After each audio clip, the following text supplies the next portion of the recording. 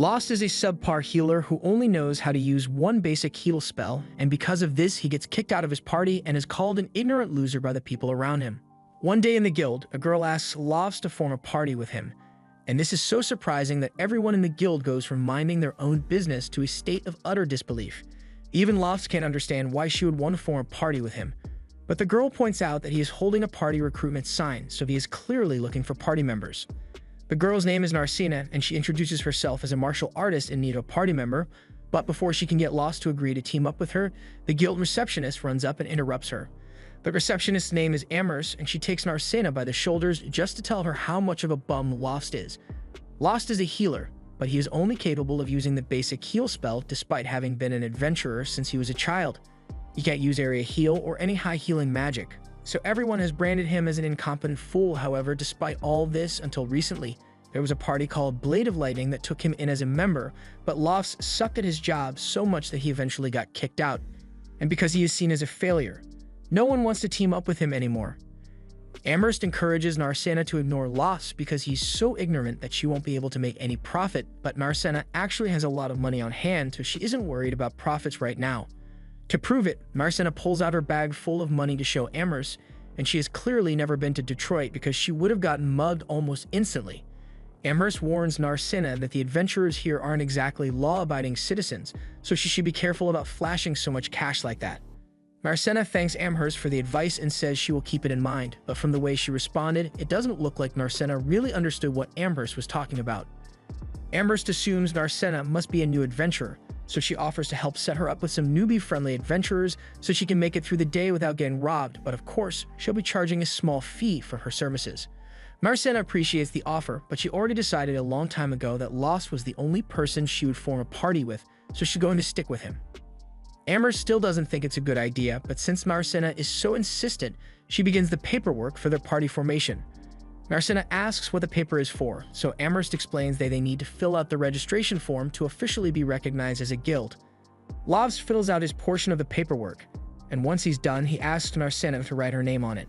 Narcina was busy staring at Lost, so she was caught off guard when he asked her to write her name.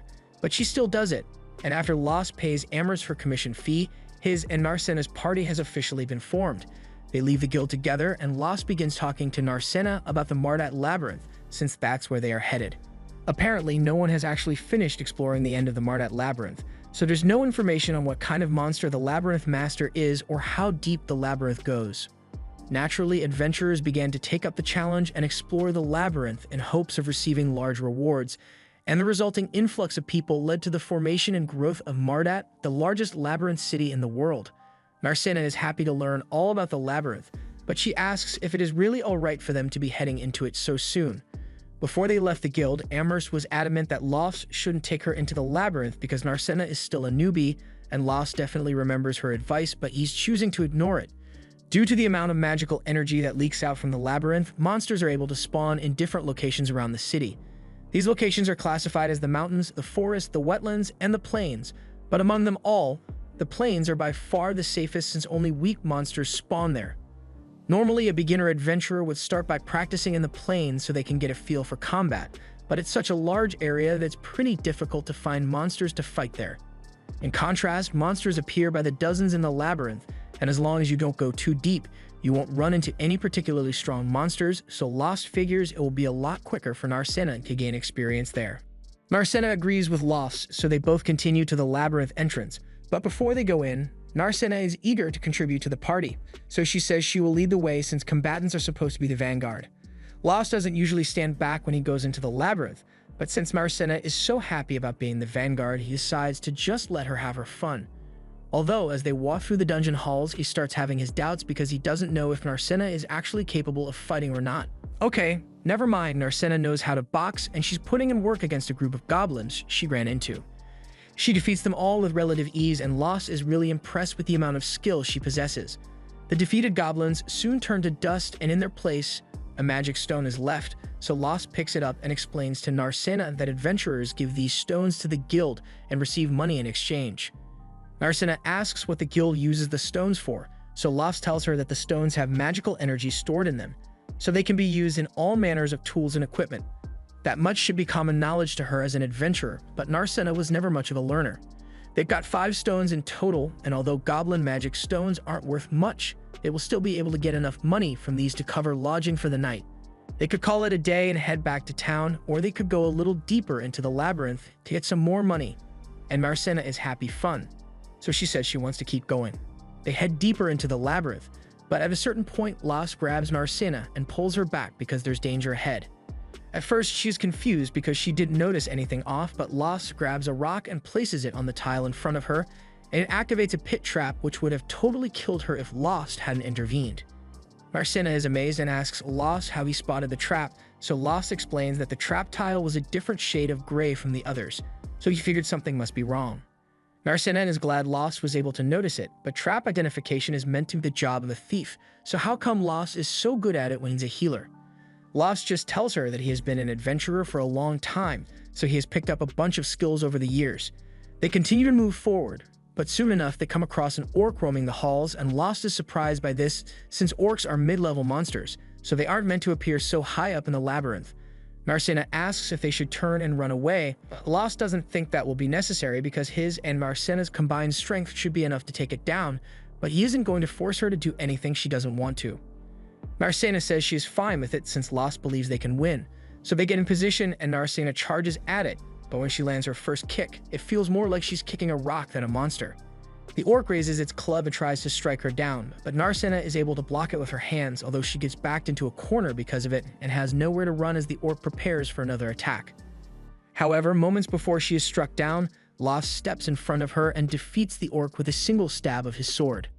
He asks Marcena if she's alright, and she's both amazed and grateful that he was able to save her, but she also wonders how he just did that when he's meant to be a healer.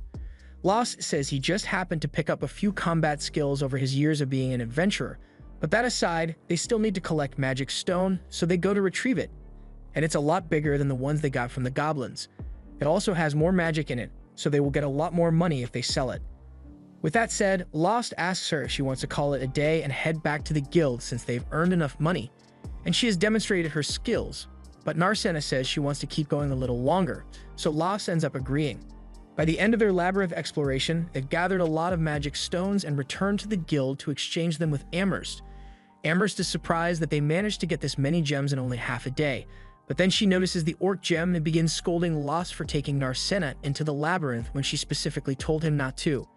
It was really reckless of him to take her to the mid-level floors where she is just a beginner, but Lost says he didn't actually take Marcena to the deep floors. They were on the beginner level the entire time, and he only intended for them to fight goblins. But there was an orc roaming on the upper floors for some reason. Marcena confirms that Lost is telling the truth, so Amherst believes him, and his story isn't too far-fetched anyway, since there have been a lot of similar reports of high-level monsters showing up in beginner areas. Amherst isn't sure what's going on, but she knows it must mean something bad is going on down in the labyrinth. Although she doesn't get paid enough here to really care.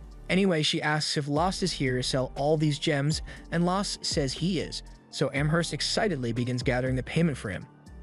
Marcena notices that Amherst is a little too happy to be buying magic gems, so Lost explains that as guild staff, when Amherst buys magic gems from the adventurers she manages, she gets a fat commission on the sale. Once the money is ready, Lost is shocked to see just how much there actually is, but Amherst reminds him that half of that belongs to Marcena. Lost is aware that he only gets half, but even half is 10 times more than what he usually got paid when he was part of Lightning Blade, and that's when he realizes that he was scammed by Lightning Blade. Amherst kind of finds the whole thing funny, but Marcena reminds her that it's the guild's job to arbitrate when there are pay disputes, so Amherst says she will help Lost get his money back if he wants her to. He thinks about it for a second, but he eventually decides not to bother getting his money back since he has already formed a new party and he wants nothing to do with Lightning Blade anymore. After Lost leaves, the guild branch manager comes out, and while Amherst is busy counting her money, Handsome goes up to her and asks if Lost was just here, and if so, he hopes she didn't refer him to any parties. Amherst says she obviously didn't refer that idiot to any parties, but there was one girl who specifically wanted to form a party with him, so there was nothing she could do about it. At the same time, Lost and Marcena arrive at an inn, and Lost is welcomed by the innkeeper's daughter. She asks if Marcena is the girl who recently joined his party, and Lost confirms it, but he wonders how she knew about it already. The girl tells him that the news has been getting around since no one ever expected him to be able to form a party, but that aside, she asks if he is her to have something to eat. Lost would love some food, but first, he says he wants to reserve a room, so he goes to talk to the little girl's mother.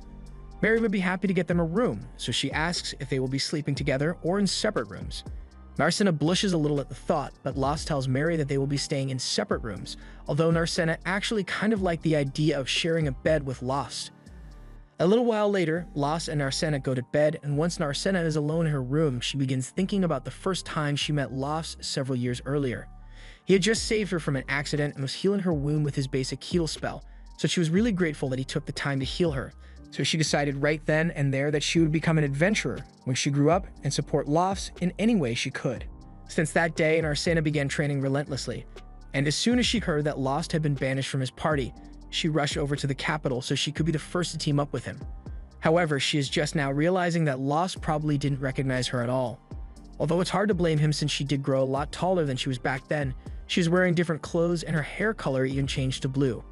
And even though she came here to help him, it turns out that Lost is so talented that he doesn't actually need her protection, but regardless of whether he recognizes her or not, Narcena intends to continue to support him no matter what. Still, she can't help but wonder why people in this city call him an idiot, even though he is so strong. Back when Lost was still a part of Lightning Blade, the party was up against a Hydra and one party member has already been injured by it, so it was Lost's job to heal her, while the party leader held off the monster. Unfortunately, while Lost was able to heal the physical injury, the woman was also poisoned, so she asked if Lost could deal with the poison as well. Lost apologizes and tells her he can't actually get rid of the poison, so the woman gets pissed because that means she has to recover by herself. The leader asks her to stop complaining and get back into the fight already because he can't keep the Hydra busy forever, but with the poison still in her system, the woman is in no condition to fight. The leader asks Lost to get her back in shape, but Lost says he can't do it and that they should have brought an antidote potion with them. The leader argues that he didn't buy one because antidotes are expensive, and that's supposed to be Lost's job as a healer. Since Lost and Siberia aren't going to get much help for now, the leader turns to the mage and asks her to do something to help him because he can't handle the Hydra by himself. So Armia tries using a flame spell, but it does absolutely nothing against the Hydra, so she gets scared and drops her staff. Margulis has given up on his party's incompetence, so he turns around and orders everyone to retreat immediately. Since Margulis gave up, Armia breaks down and runs away as well, followed by Lost and Siberia, who still can't walk, so Lost is helping her. However, as they are leaving, the Hydra keeps a close eye on Lost for some reason. Once they got back to the guild, Margulis took great joy in telling Lost that he was being kicked out of the Lightning Blade party, and he justifies his decision by saying it's Lost's fault that they couldn't defeat the Hydra, although Lost doesn't think he's the only one to blame since both Margulis and Siberia were so excited to battle the Hydra that they stayed up all night and went into the fight sleep-deprived. The two of them refuse to accept any accountability for the failure, so they both look to Armia and tell her to decide who is at fault. Armia doesn't want to put the blame solely on Lost, but she also performed terribly during that battle, so she doesn't want Margulis targeting her instead for being useless, and thus she decides to throw Lost under the bus. Lost soon wakes up from his dream, and he realizes that he must still be bothered by what happened to him that day. Back before Lost joined Lightning Blade, he was already known as an idiot healer by everyone in town, although he still dreamed of becoming a first-rate adventurer. So when a party reached out to him with a position, Lost was overjoyed and jumped at the opportunity. However, once they were in the labyrinth, Lost soon found out that they hadn't hired him because they wanted a healer. They hired him because they wanted a human sacrificed to distract the monsters. Lost was tossed out and forced to run for his life while his so-called party members at the time tried to walk past him without a care in the world, but all of a sudden, the monsters turned their attention away from Lost and began attacking the other party members instead, leading to a total massacre. In the end, Lost was the only one who managed to survive, and while he knows it is normal for a weak commoner like him to be treated this way, he still wished that someone would acknowledge him as a real adventurer. Just then, as he was walking home, he came across a carriage that had been attacked by some goblins, and normally he wouldn't care enough to put himself in danger by helping, but he saw how scared the little girl looked, so he threw caution to the wind and ran down to defend her even though he was just a useless healer. He did his best to fight off the goblins, but he still sucked at combat back then, so in a matter of minutes, Bro got knocked out by a club to the back of the head. Lost fully expected to die that day, but he eventually wakes up and finds the little girl standing over him. He wonders how he could possibly still be alive, but then he looks over and notices that the Knight's Order had shown up and defeated all the goblins. He went through all the effort of trying to act heroic, but in the end, it looks like he is still an absolute idiot no matter what he does. However, despite the fact that he didn't do much, the girl still thanks him because his actions bought enough time for the knight's order to make it here, and she thought it was really cool the way he jumped in to save her. Lost notices a scratch on the girl's arm, so he raises his hand to heal her injury, and she is thankful for it. But Lost doesn't think he deserves any praise because low heal is the only thing he can actually do. The girl looks confused, so Lost tells her all about his weakness and how he was just tricked into going into the labyrinth just so he could be used as bait. And she feels sorry that he had to go through such a thing, so she stands up and declares that she will become an adventurer in the future and form a party with him so she can protect Lost. Soon enough, the girl left with a knight's order, and by now, Lost had pieced together that she was the daughter of a noble family, so he never believed she would actually become an adventurer or that he would ever meet her again. But nevertheless, her words gave him courage, so he decided to continue doing his best to become a proper adventurer. He went on a journey and soon found himself a mentor, so under their instruction, he began his training arc and worked tirelessly for countless hours to improve himself. And while as a healer he could still only use basic heal, he developed many other useful adventurer skills, so he was confident that he would no longer be a burden to anyone. And upon returning to pursue his adventurer dream, the first party he joined was Lightning Blade, but we all know how that turned out, don't we? Still, Lost is grateful to that girl, because if she hadn't said those kind words to him that day, probably would have quit being an adventurer once and for all that day. But it's not like he will ever get the chance to meet her again. And there's no way she would have actually become an adventurer like she said she would. Just then, Narcena knocks on his door, so Lost goes to answer it, and she tells him she was thinking about going down to get some breakfast, so she wanted him to come with her, and he happily agrees. After breakfast, they head down into the labyrinth again, and this time they are going for some of the lower floors. As they enter, Narcena spots an inscription in the ground, and it looks like it's a teleportation circle, although she has never seen one in person before. Lost explains that you don't find teleportation circles in every labyrinth, and this one was probably put here by magicians soon after the labyrinth was discovered, although he doesn't have much information about it. Narcena asks if they can use this to teleport to different locations, and that's technically correct, but there still needs to be a teleportation circle on the other side to exit from. That sounds really convenient, so Narcena wishes there was a teleportation circle installed in the city so they didn't have to walk all the way out here. But the knowledge used to create these circles was lost hundreds of years ago, so there's no way to make new ones. They both step onto the teleportation circle, and after a bright flash, they appear on one of the lower floors. Lost tells Narcena that this is one of the mid-level floors, so the monsters here are going to be a lot stronger than the goblins she fought yesterday, and he wants her to be extra careful. Lost and Narcena begin fighting their way through the floor, but Narcena goes off on her own and tries to punch a lich, but Lost warns her against it. Liches are monsters made up of pure spirit energy, so physical attacks won't work on it. Lost suggests they fall back since they don't have anything that can damage the lich, but Narcena says she actually has a trick up her sleeve that she may be able to work against it. Lost decides to trust her, so the two of them face off against the lich, and Lost goes out in front to act as bait. He then starts running away, and as the lich chases after him, he runs past Narcena, who is preparing herself to take the lich down.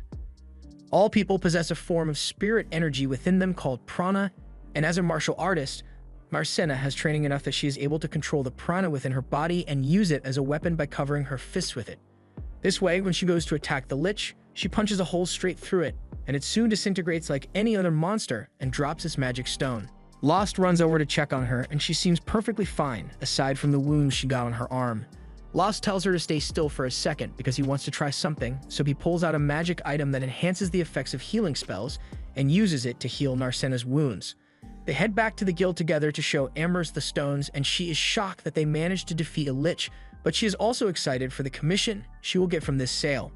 Lost and Narcena get a lot more money than they were expecting, so they are in a really good mood and start heading back to the inn, but along the way they run into a fight going on in the middle of the street. Things like this have been becoming more common over the years as more and more outlaws move into town to become adventurers, and they've been giving all the honest adventurers a bad name.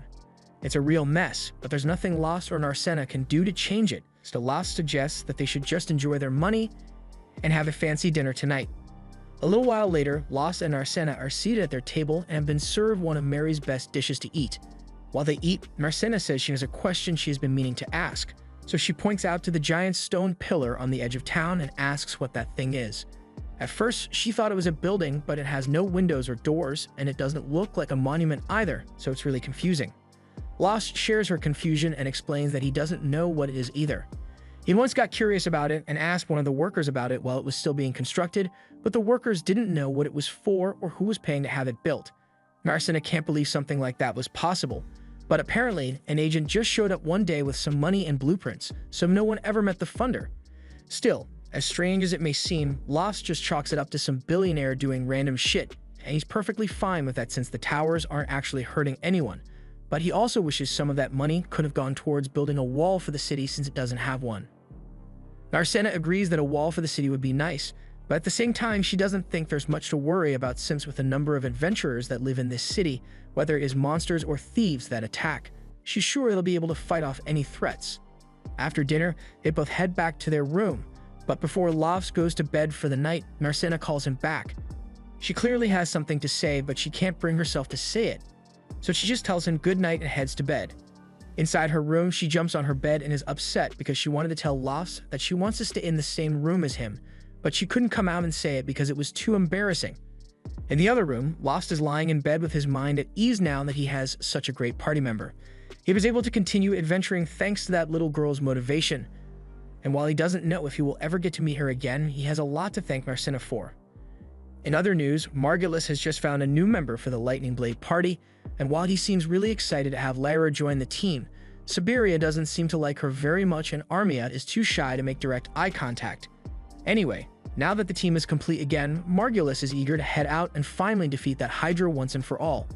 The party heads back to the swamp to confront the Hydra, and luckily the Hydra hasn't grown its head back yet, so they won't have to do as much work. Margulis quickly comes up with a plan of attack and says he and Leela will attack from the front, Armia will provide magic support, and Siberia will sneak up from behind. He's just about ready to run out into the action, but Leela calls a timeout because there's no way she can be on the front line of an attack as a healer. Margulis is confused because Lost always fought on the front lines with them, and Leela can't believe they were forcing their former to fight out on the front lines, but Lost never seemed to mind. In fact, Siberian recalls that Lost sometimes got some really good hits in, and he was actually the one who cut one of the Hydra's heads off. Leela is in disbelief after hearing this, but Margulis doesn't expect her to do something like that. If she says she can't fight on the front lines, he is fine with that, but to make sure, he asks her if she is capable of casting the Detoxify spell to counter the Hydra's poison, and that's something she can actually do, so Margulis tells everyone to get into position to slay the Hydra today. Back in town, Lost and Narcena have just returned from their latest trip into the labyrinth, and Amherst is glad to see that they've brought more gems to sell to her. But she reminds Lost that he shouldn't push Narcena too far because she is still only a new adventurer, so Lost assures her that he is being very careful about the fights they get into. Amherst is glad to hear that they are being cautious, but there's still a limit to how much can be done with a party of two, so she suggests that Lost and Narcena should think about recruiting some new party members to make things easier for them.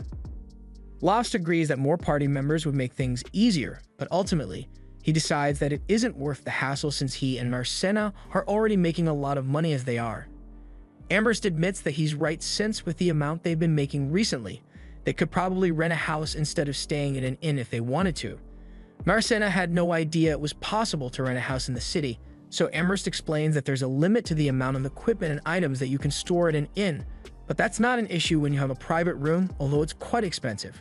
But the real value shines when there's a male and female party, so the extra privacy allows for a lot of late-night activity.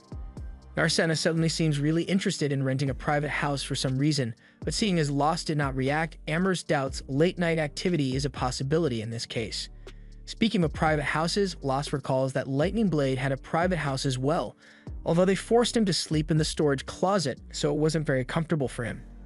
Amherst laughs at how badly Lost was getting mistreated, but if it makes him feel better, she lets him know that he was actually pretty lucky to have been banished from Lightning Blade. Ever since he was kicked out, Margulis and the rest of Lightning Blade haven't been able to accomplish a single mission. Margulis can't understand why, but Leela can clearly tell that he's too dumb to realize he isn't strong enough to handle a Hydra head-on. Margulis hears her, so he's about to start yelling again, but Leela tells him to be quiet, otherwise she can't concentrate on helping Armia recover.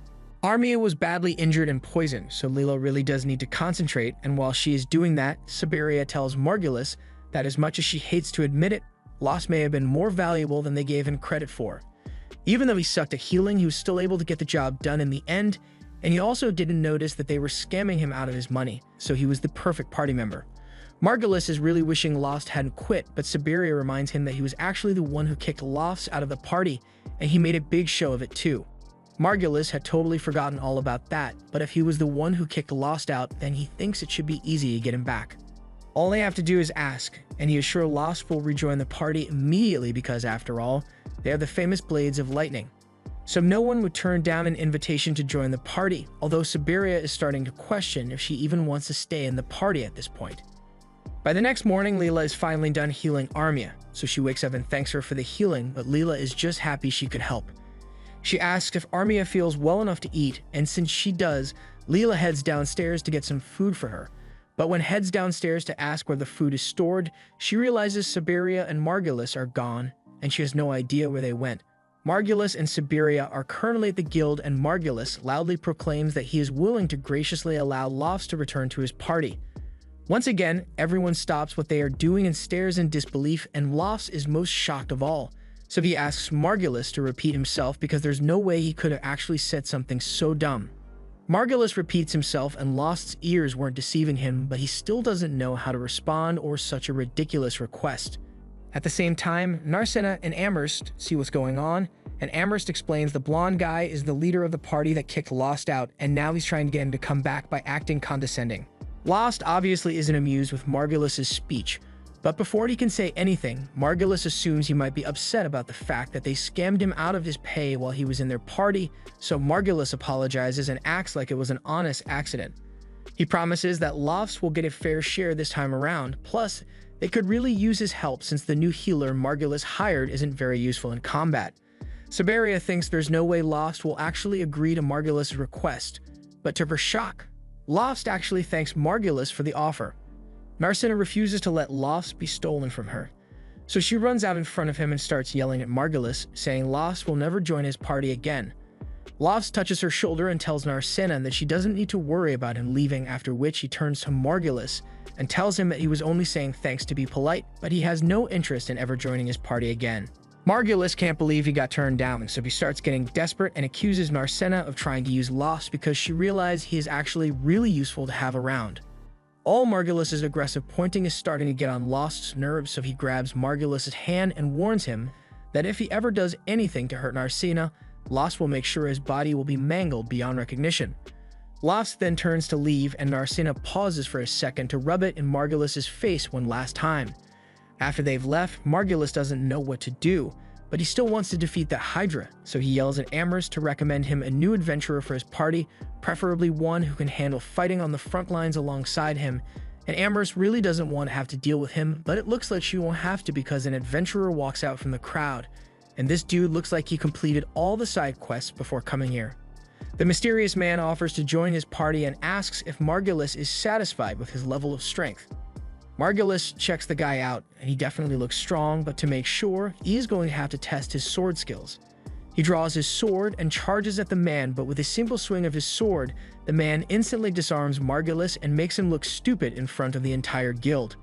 After recovering from the embarrassment, Margulis says he will accept the man into his party. However, Siberia doesn't think it's a good idea to trust a man who wears a mask all the time, but Margulis says they have no choice because if they don't defeat that Hydra, Lightning Blade's reputation as a strong party will sink like a rock. So he walks up to the guy and asks for his name, so the guy tells him his name is Shig. Back at Lost's and Narcina's inn, Narcina is checking herself in the mirror when she hears someone knocking on Lost's door, so she goes out to check who it is and finds Sheila at Lost's door. For some reason, her first thought is that Sheila is trying to make a move on Lost, but after thinking about it for a bit, she realizes that couldn't be possible. Once Lost finally opens the door, Sheila informs him that he has guests waiting for him downstairs, which is surprising, but Lost decides to go meet with them to see what this is about.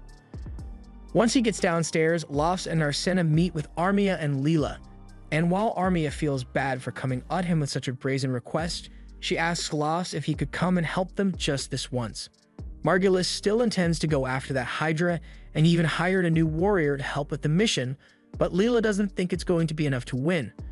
For one thing, Margulis is still too stubborn to buy an antidote potion because it costs money, and he's never going to realize how reckless he is being until someone ends up dying because of him.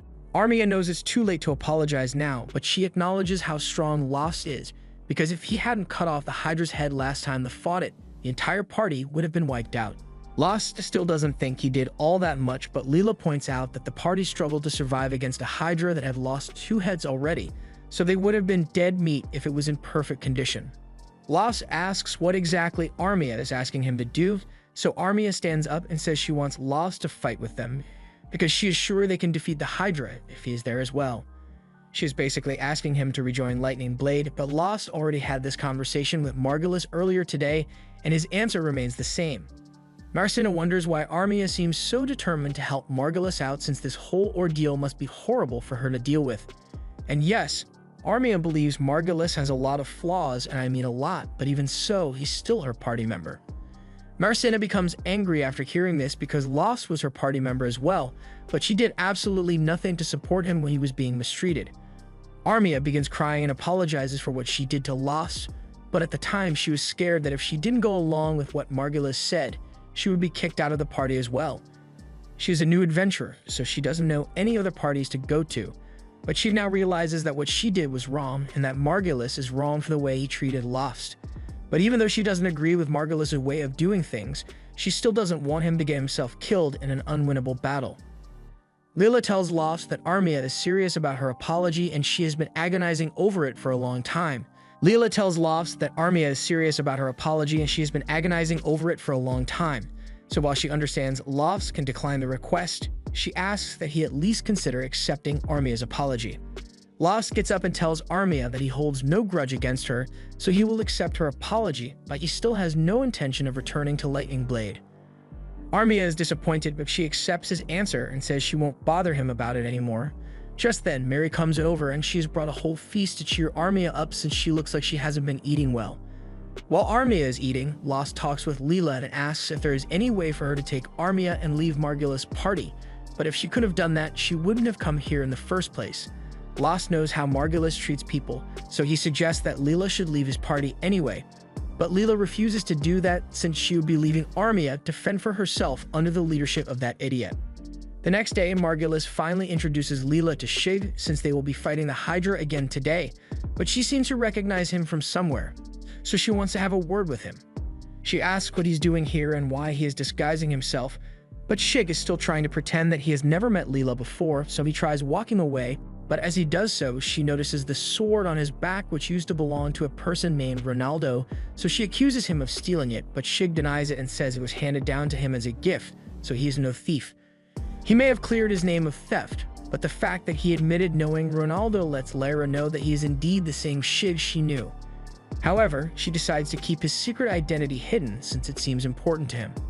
Later on in the day, Lost and Arsena are heading into the labyrinth as they usually do, but he can't help but worry about Armia and the rest of Lightning Blade because he has no idea if they are truly ready for the battle or not. Down in the labyrinth, Lost is letting Arsena take on some of the mid-level monsters by herself, and she has been doing great so far, but all the moving around made her really hungry, so Lost suggests they should take a break and have lunch. Arsena is glad to hear that, so she brings out the food she packed, but all this seems a little too extravagant for just lunch. Arsena explains that Armia didn't eat much of the food Mary made for her yesterday, so this morning before they left, Mary gave the leftovers to Arsena and told her to eat it for lunch so it wouldn't go to waste. While they eat, Lost gives Arsena some lore about the Hydra and tells her that its body is covered in tough muscles that make it difficult to pierce. It's also venomous and has got scales that deflect physical and magical attacks. That sounds really tough to fight, so Arsena wonders if Armia is going to be alright in a fight against a monster like that, but Lost says there's no need to worry. An antidote for the Hydra's venom was developed and is being sold in Marmot, so poisoning won't be a concern, but Arsena reminds him that Margulis still refused to buy it. Lost kind of forgot about that, and Lightning Blade is kind of screwed if they get poisoned, so they'll just have to rely on Lyra's detoxification spell instead. He can see that Arsena is getting worried about Armia and Lightning Blade, so he assures her that the party can handle themselves just fine without him. Margulis may be an idiot, but he is still a decent swordsman when he actually puts effort into preparing. And Siberia is quick on her feet, so she should be able to avoid most of the Hydra's attacks. In any case, it has nothing to do with Lost, and this is something Lightning Blade has to handle on its own, and they'll probably be fine. Lost gets up and says they should keep going, but Arsena tells him she's getting sick of exploring the same labyrinth over and over, so she wants to try something new, and it just so happens that there's a swamp nearby, so she wants to go there for no particular reason. And definitely not because she's worried about Armia. Meanwhile, in the swamp, Lightning Blade is battling the Hydra, and with his exceptional skills, C is able to severely wound the Hydra, and he could have taken it down just now, but he chose to hold back and returns to the ground. Margulis asks C why he didn't finish the Hydra off, and C has his reasons, but to convince Margulis, he tells him it would be much cooler if the party leader was the one who slayed the Hydra, and Margulis agrees, so he charges forward to attack it again. Lara wishes Margulis wouldn't rush into things from the front all the time, but Siberia says that's just how he is. Lara is done healing her, so Siberia is able to return to battle as well, and from what Lyra can tell, Seed is the strongest person in the party, but it doesn't look like he has any intention of joining the fight again, so it's up to the others to finish off the Hydra. Still, his previous attacks left the Hydra weakened and slow, so as long as Siberia can successfully distract the Hydra long enough, Margulis' frontal assault strategy will actually work. Armia is also keeping the Hydra busy with her magic, so if things keep going like this, then the team will eventually win. But just when things were going their way, the Hydra launched a rock and knocked Armia to the ground. It then menacingly looms over her body, and Armia is so scared that the fear literally starts seeping out of her body.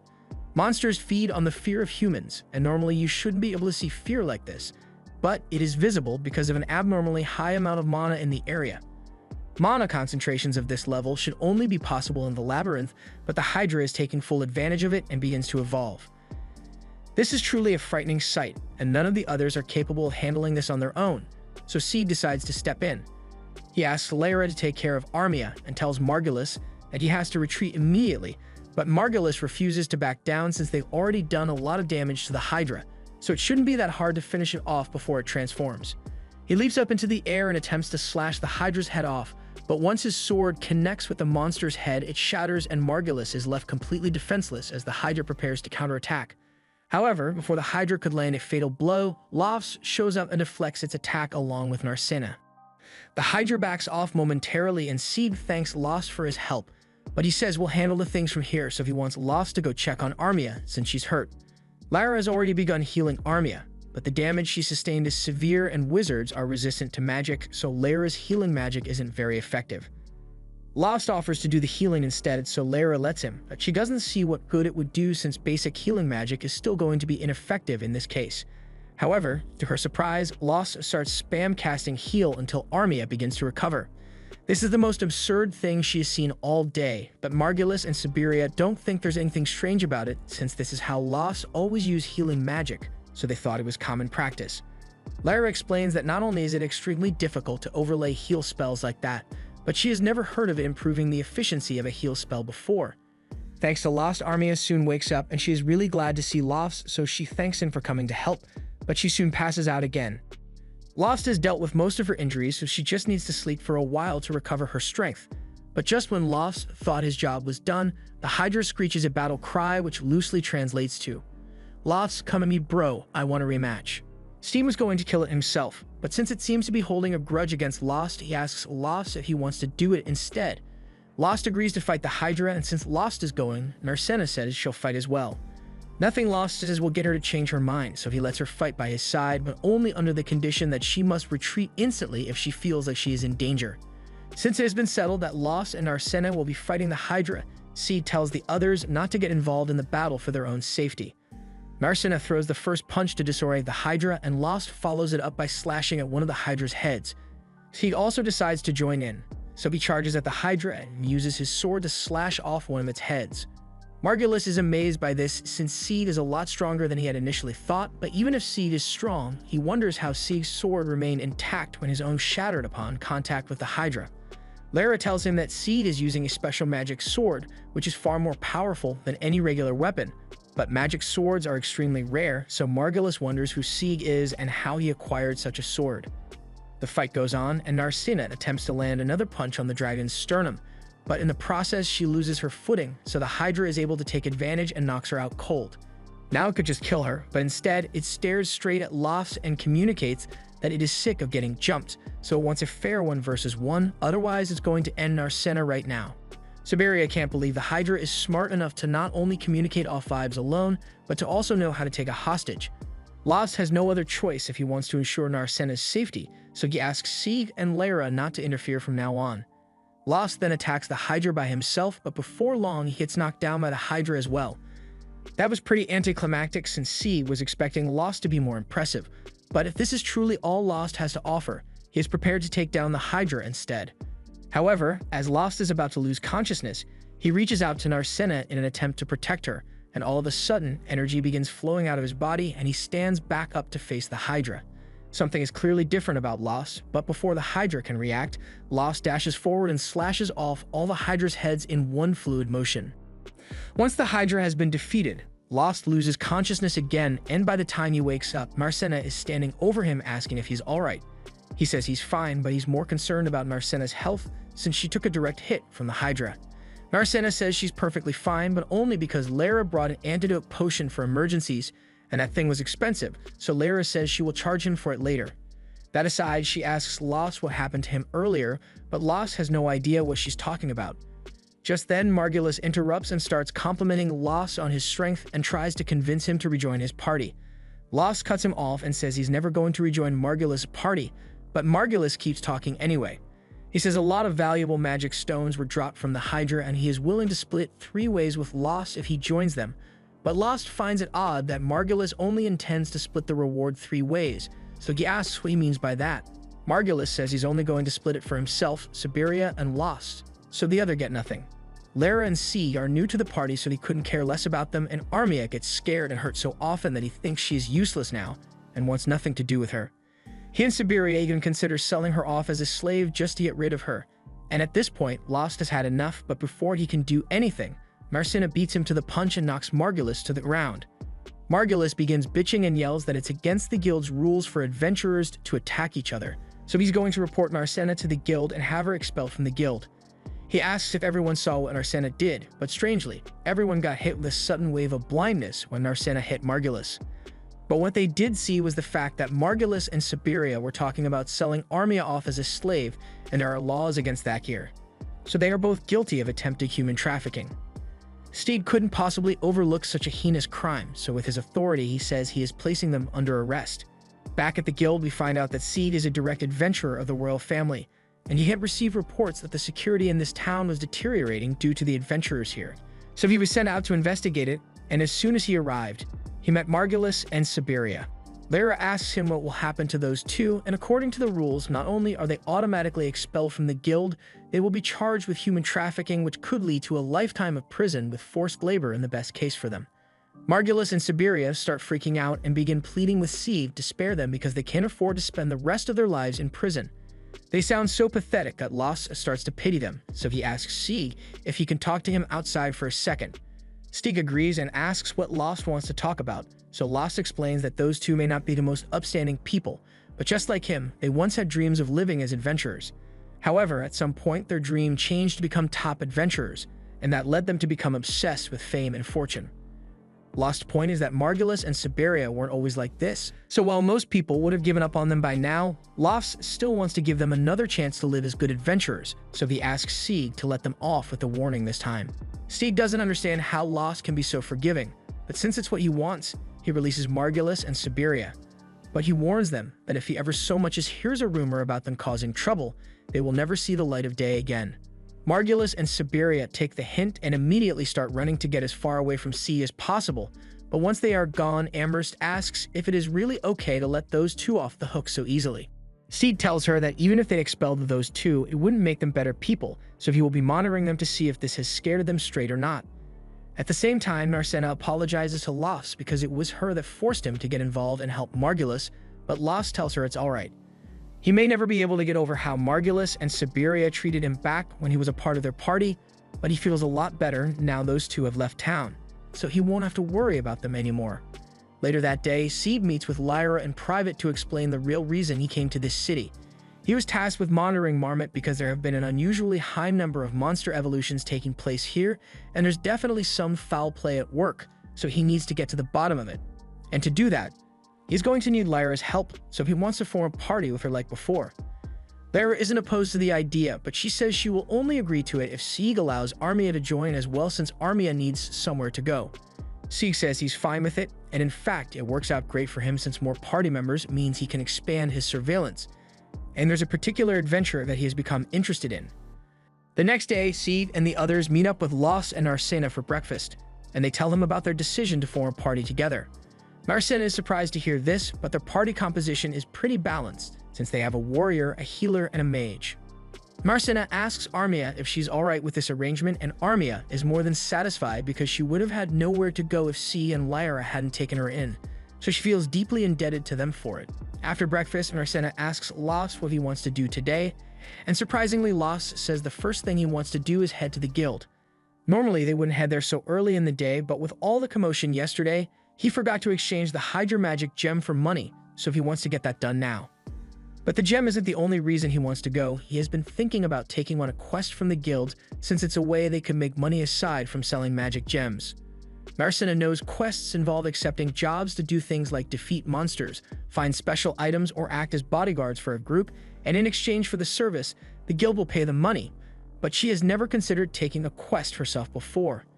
However, Lost tells her that if she wants to continue doing well as an adventurer, then she is going to have to gain some experience with completing quests alongside fighting monsters. Arsena is touched that Lost is thinking about her so much, but when Lost notices that she has gone quiet, he asks her if something is wrong and his face is a little too close to hers, so she is all embarrassed and tries to change the subject.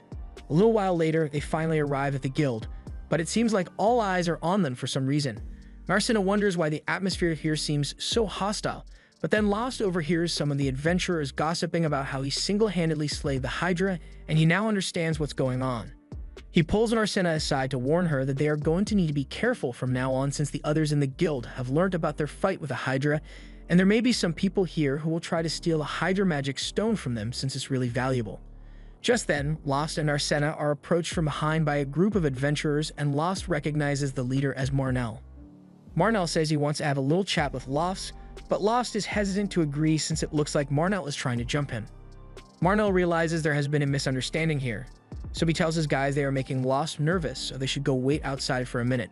Marnell apologizes for coming to him with such a large group, but when his guys heard that Lost the Ignoramus defeated a Hydra single-handedly, they all got curious and wanted to ask him about it. But before any of that, Marnell wants to sincerely apologize to Lost for not helping him out when he needed it. Everyone in the guild knew that Margulis was mistreating Lost, yet none of them did anything to fix the situation. They all just looked the other way and ignored Lost's issues because they didn't want to have to deal with Margulis, and worse yet, they all mocked him behind his back, so they were just as bad as Margulis. While Marnell may not have done anything to Lost directly, he knows the way he ignored Lost was terrible, so he hopes Lost can forgive him, but Arsena cuts him off and says his apology is not accepted.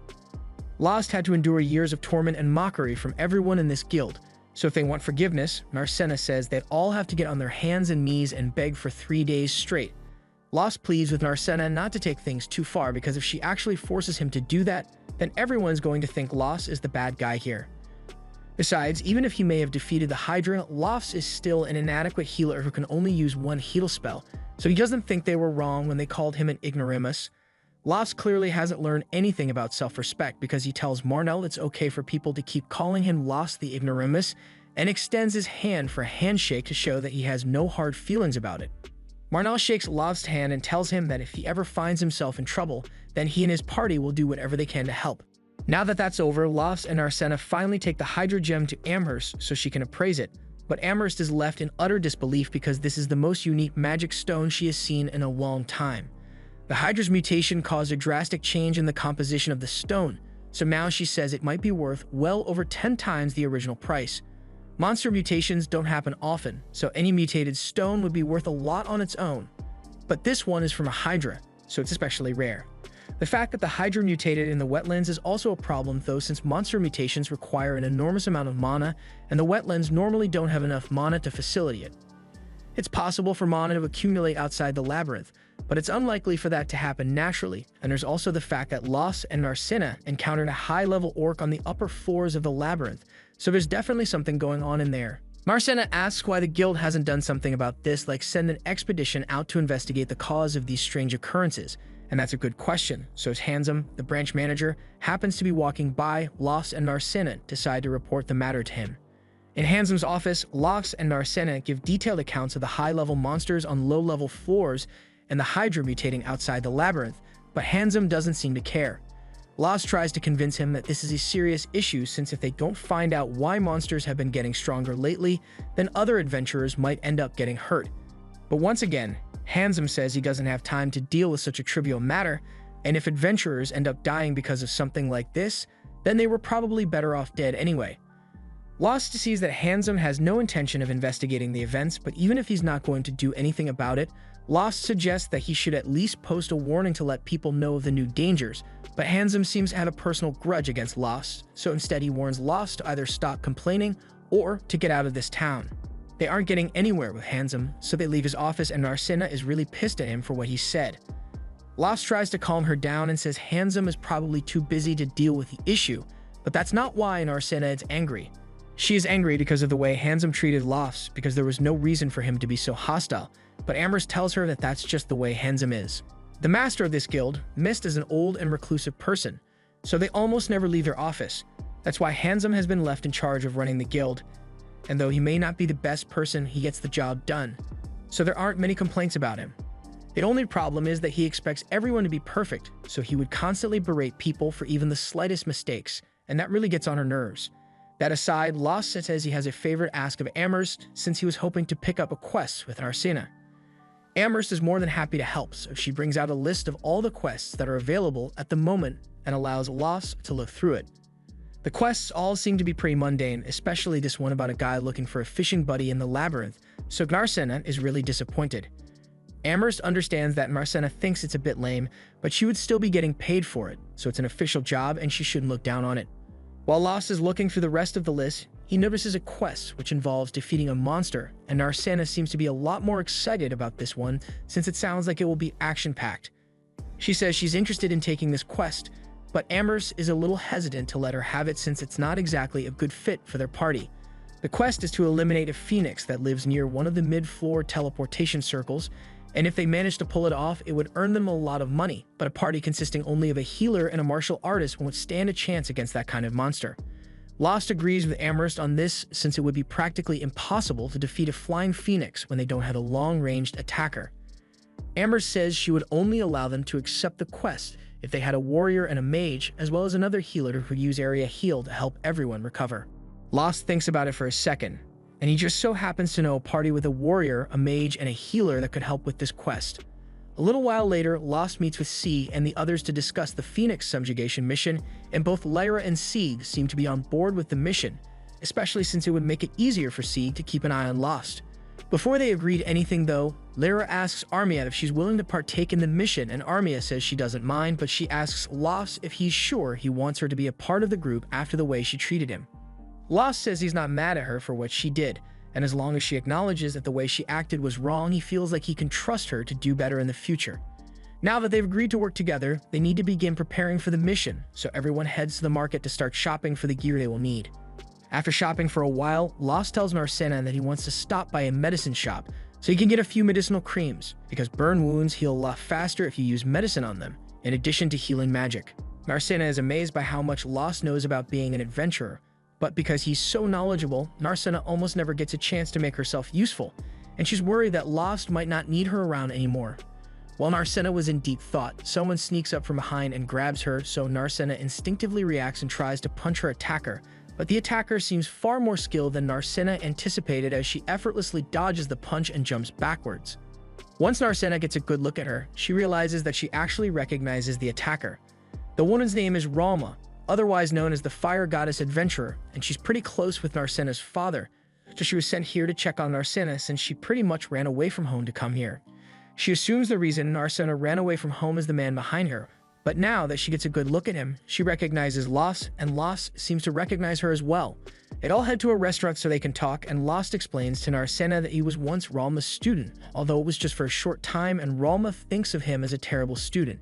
She points her fork at Lost and tells him that she wants to discuss something with Narcina that directly involves her family, so she wants him to leave the table, but Lost stands his ground and tells her he won't be leaving.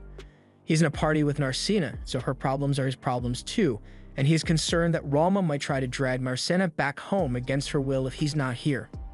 Ralma finds it amusing that Lost thinks he could stop her if she wanted to take Narcina, but Lost is more than willing to try if Ralma pushes the issue. Ralma tries to scare Lost by conjuring up a small fireball and launching it at him, but Lost is unfazed and easily evades it, so Ralma agrees to let him stay since he seems a lot more capable than he was the last time she saw him. Before they start discussing anything though, Narcena wants to make it clear that she didn't actually run away from home.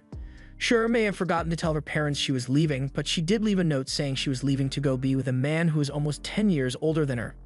After hearing all that, both Lost and Ralma are shocked, and Lost is starting to understand why Narcena's parents would be so worried.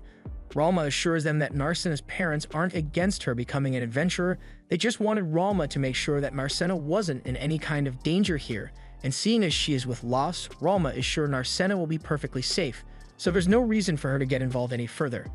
Ralma lets the two of them go on with their shopping, and she's glad she made sure Narcena is alright, but that wasn't the only reason she came to this town.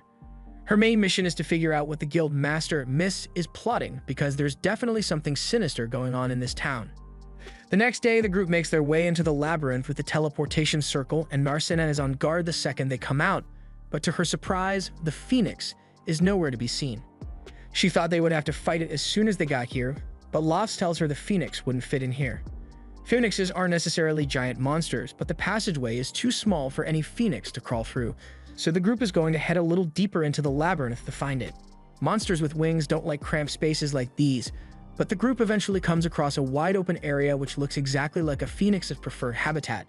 According to the info Lyra got about this place is apparently newly discovered, meaning there's a lot of unexplored paths and unclaimed treasure to be found, and both Narcena and Armia are excited to hear that, but there's one problem. The Phoenix is in the way of the unexplored territory, so no adventurers have been able to go in, which is why the guild put out a bounty on it. Lost examines the area and finds some scorch marks on one of the broken pillars, so now that he has confirmation that the Phoenix was indeed here, he throws a rock out into the room to make noise and lure the Phoenix to his location. Before long, the Phoenix makes an appearance in all its blazing glory, and the group is ready to take it on. Meanwhile, back at the guild, Amherst is sitting at her desk, bored out of her mind, when all of a sudden, Ralma walks in. Amherst is immediately intrigued and rushes up to Ralma to be the first to greet her. Ralma is surprised by how nice Amherst is being, considering the fact that she's a guild staff member, and she's right to be skeptical since Amherst is usually anything but nice when it comes to adventurers, but after one look at Ralma, Amherst could tell that she's no ordinary adventurer. Amherst has no idea who Ralma is or what her title may be, but with all the expensive magic items Ralma is wearing, Amherst is sure she must be rich. She asks how she can help Ralma, so Ralma tells her she wants to meet with the guild branch president. Amherst is a bit taken aback since the branch president never accepts visitors, so she asks if Ralma has some sort of appointment, but Ralma never made one. Amherst then asks if Ralma happens to be a friend of the branch president, but Ralma denies that, although she does have a relationship with the branch president, but it's more like she wants to kill him. After Ralma says this, Amherst says she can't help since Ralma just admitted to trying to kill the branch president. Her nice act also disappears as she starts calling Ralma an idiot, but Ralma doesn't have time to deal with this, so she decides to just commit arson and get it over with already. Amherst runs away and Ralma starts aiming for the branch president's office, but before she fires her shot, Handsome walks up behind her and stops her. He tells Ralma that she can talk to him if she needs anything, and he also informs Amherst that Ralma is known as the Fire God, and if she wanted to, she could turn everyone in this building to ash, so Amherst better leave before she makes Ralma mad again. Back in the labyrinth, the Phoenix hasn't come down at all, so neither the swordsman nor Narcena are going to be able to attack it. With how things are going, Lost wishes he had brought a bow instead of a sword, but Narcena thinks they should be fine since it's not like the Phoenix can attack them from way up there. She was wrong, the Phoenix totally can attack from that distance, and it aimed its fireball straight at Narcena, so Lost had to jump in to save her. After he gets her to safety, he explains that while the Phoenix also attacks with its claws and fiery body, it can also launch long-distance fireballs, which makes it tricky to handle. Back at the guild, Ralma speaks with Handsome in his office, and before they start, he asks her if her complaint is about the situation in the labyrinth as well. Ralma is surprised that he would mention that, so Handsome explains that he just had a couple of adventurers complain to him about the dangerous conditions within the labyrinth. Ralma asks how he responded to their complaint, but all Handsome did was tell the adventurer to leave town if he doesn't like the working conditions. That doesn't seem fair, but that's beside the point because Ralma has a different complaint to make. She has noticed that there are a lot of thugs in this city acting as adventurers, and she believes the guild is intentionally bringing them here. Handsome is stone-faced and denies her claim. That's not the only thing Ralma wanted to talk about. There's also the matter of that giant pillar on the edge of the city, and the others like it all over town because she has a bad feeling about them. Handsome denies knowing anything about that, but Ralma accuses him of lying because for adventurer towns like these, the guild branch president is basically the king, so there's no way that Handsome could be the acting guild president and not have any idea about what those towers are. Handsome asks her if she's got any proof of her claims because if not, she should just leave if she doesn't like the situation here. That's another reason Ralma is suspicious, because not only did the guild bring those borderline criminals as adventurers, all the decent adventurers who complain about the guild's actions are told to leave the town. Ralma is just speculating here, but she thinks the guild might be planning something that involves sacrificing a bunch of adventurers in this town. So they are filling it with criminals who no one would miss and telling all the decent people to leave instead. And that sounds a lot like someone is planning a labyrinth rampage. Down in the labyrinth, the group is still having trouble dealing with the Phoenix and its fireballs. So far, none of them have been hit, but with all this fire, sooner or later, all the oxygen in the room is going to be burnt up, and they won't be able to stay any longer if that happens. Right now, the Phoenix is just trying to drive them out to protect its territory since it knows it can't beat the 5 of them in a fight, and that means they can escape if they need to. But they are here on a quest to take this thing down, so they got no choice but to fight it. Steve asks Armia if she knows how to use water magic, and it's not her specialty, but she says she can cast a water area attack. Even if she can't completely wipe out the Phoenix, if she can at least take out a bunch of its feathers, then it should be enough to bring the monster to the ground and allow Seed to finish it off. There's still a bit of a problem since it will take Armia a while to cast her spell, but until then, Seed promises that he will make sure she isn't harmed. Lost and Arsena are also going to be there to help, so she can rest assured that the plan will work. Armia agrees to do it, so everyone charges forward and begins drawing the Phoenix attention. While they have it distracted, Lara tells Armia to get ready, so she begins casting her spell and forms a water arrow. Once she is done casting, she fires it at the Phoenix, and the spell takes out one of the monster's wings, so it falls into Seed's range of attack. Once the opportunity is presented, Seed draws his sword and stabs into the Phoenix's chest, but the cut was too shallow to be fatal, so the Phoenix is able to fly back up and perch on a nearby pillar. They may not have been able to take it down with that strike, but the wound Seed inflicted has done a considerable amount of damage to the Phoenix, so if they keep up this pace, they should be able to defeat it. Back at the guild, Handsome tries to dismiss Ralma's claim that a labyrinth rampage will occur, but given the recent events that have taken place in this town, she believes is more than likely to happen. The most concerning indicator is the incident with the Hydra evolving outside the labyrinth, and as much as Handsome has been trying to ignore the problems that have been arising, he can't deny that the ambient mana levels in this area have been insanely high recently. In fact, while that conversation was going on, the Phoenix down in the labyrinth began taking advantage of the high mana levels and started evolving. Lost's group sees this, but by the time they realize what's going on, it's too late to stop it because the Phoenix is already transformed and is now glowing bright blue.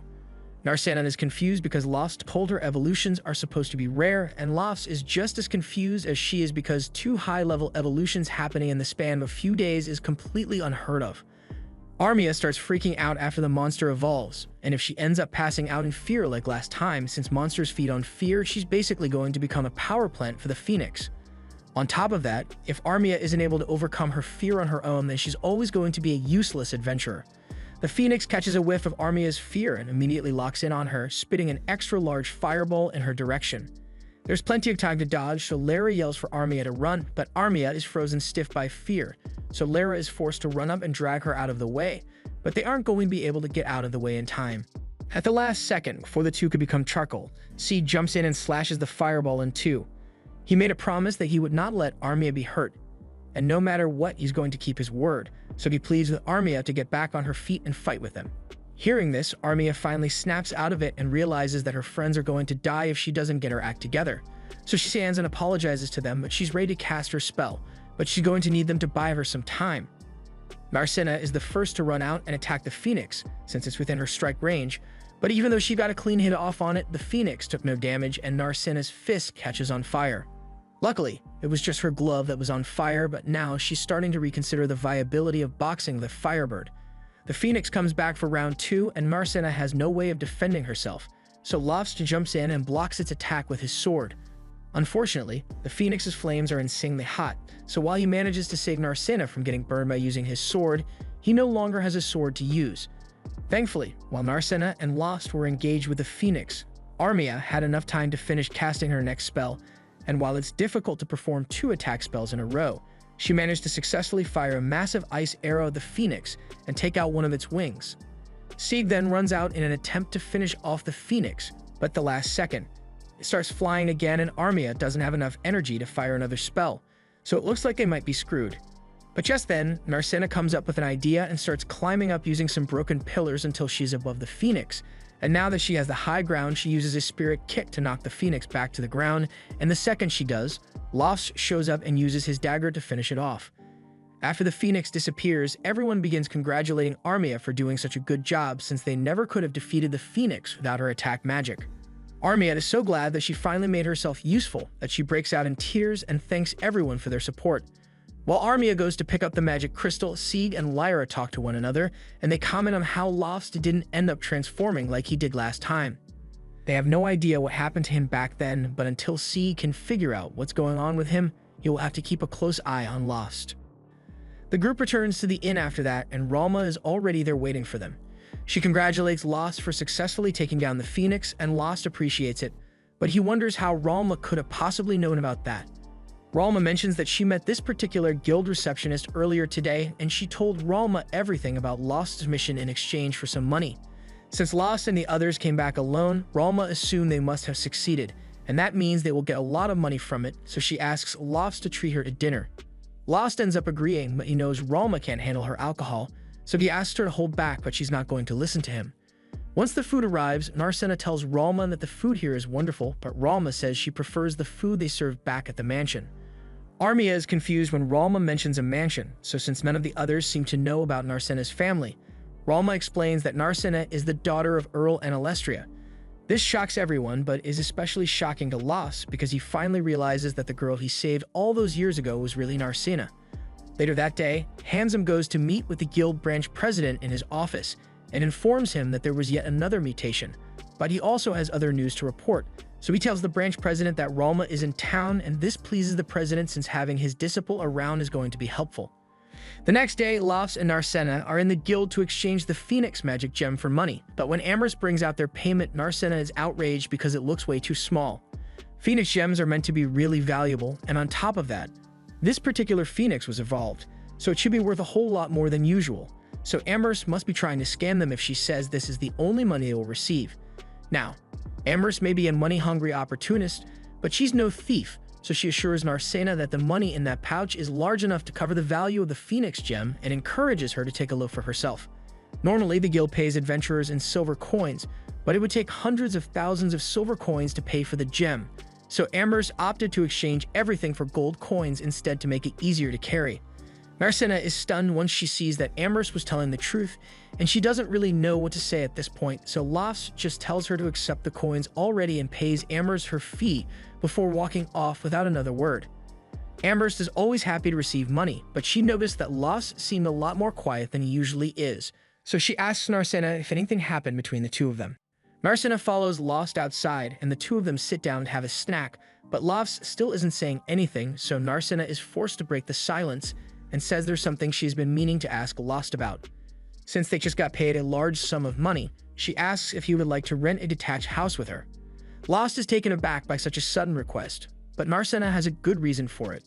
With the funds they currently have available, it is much more economical and secure to rent a private house rather than continuously staying in a hotel. And Narcena already went through the trouble of assessing the current housing market, and not only do they have enough money to rent a house, they could even buy one if they wanted. Something I can't relate to. Lost agrees with everything Narcena has said, but he asks if there is a particular reason she's bringing this up now, like some kind of complaint about Mary's hotel or something. But Narcena says there's nothing inherently wrong with the hotel.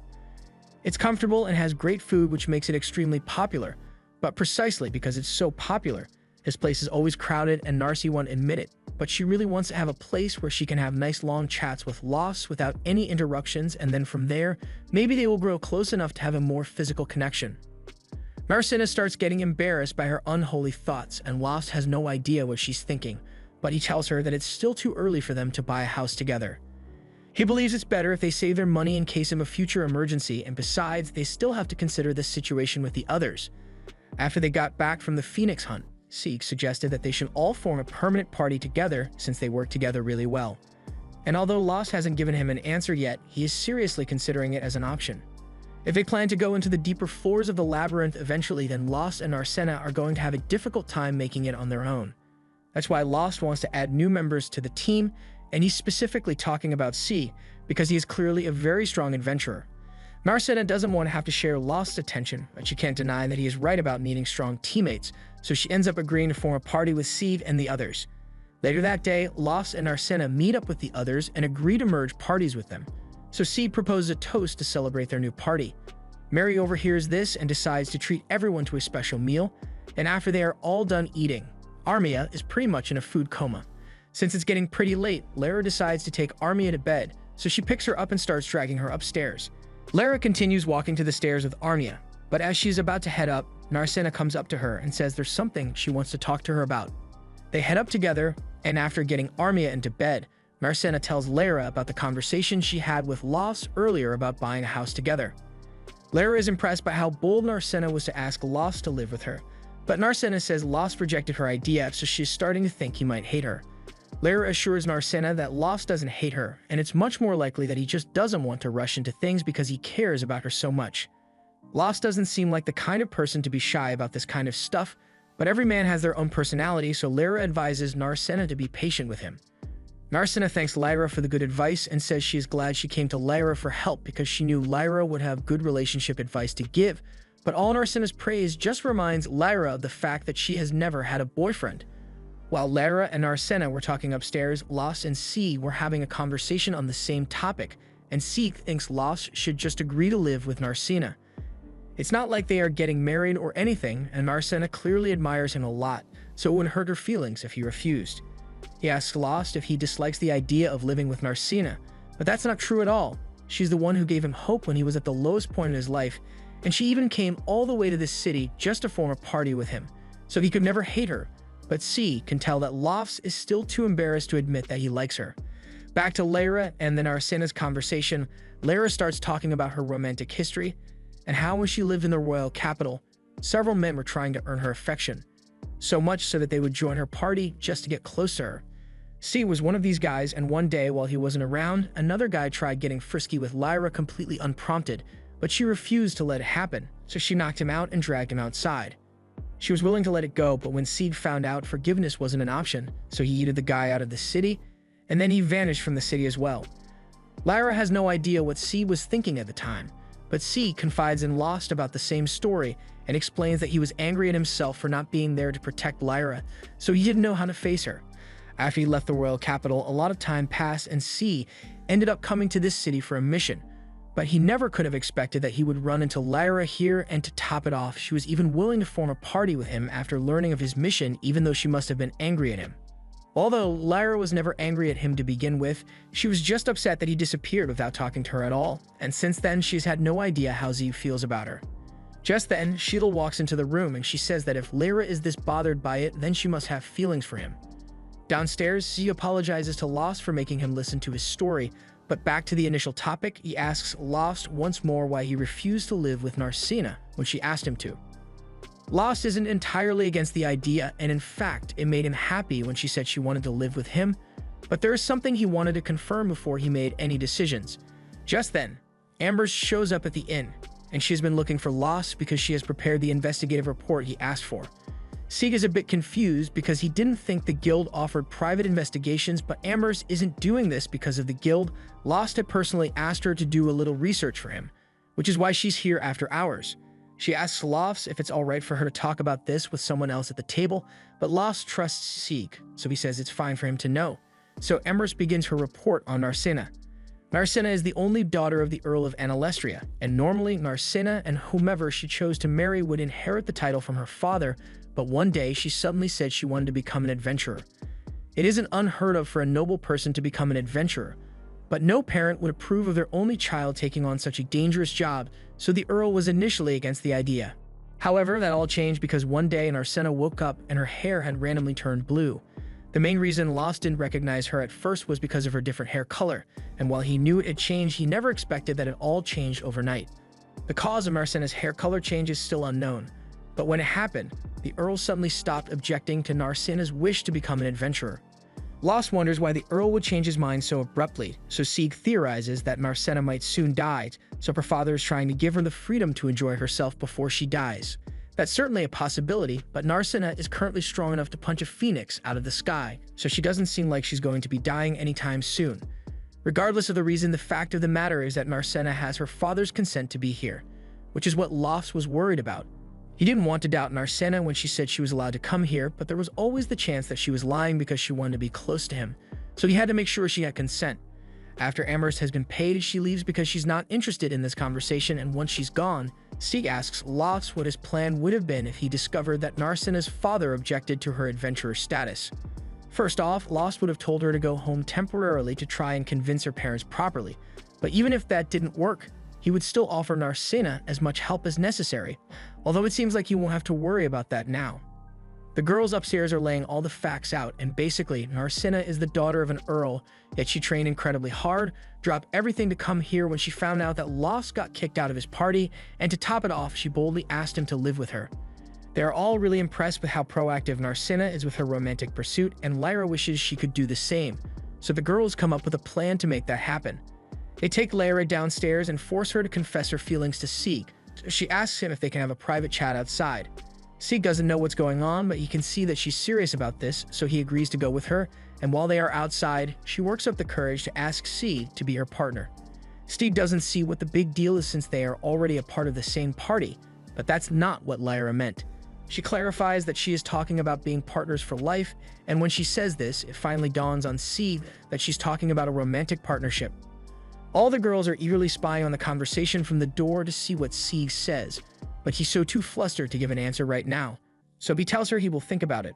Lyra isn't satisfied with this because she just poured her heart out, and all Sieg could say is that he will think about it. But then again, Sieg has never been the type of guy to plan ahead for this sort of thing, so she understands why he would want time to think about it, and she's willing to wait. The girls are all glad that things worked out between those two, but then Lofts turns to Narcena and asks her if she has time to talk with him tomorrow because there's something important he wants to tell her.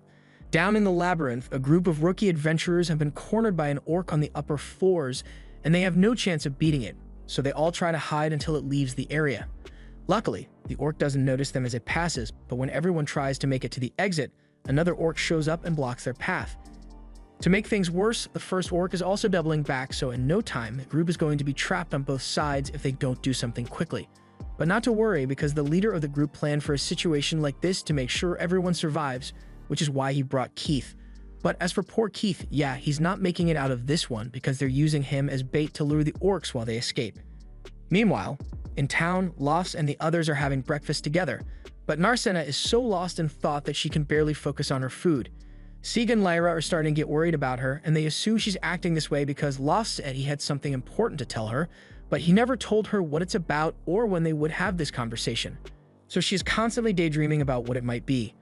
Lyra tells Lofts he should probably hurry up and have that discussion with Narcena, but Lofts doesn't want to rush into it because it's a very serious matter.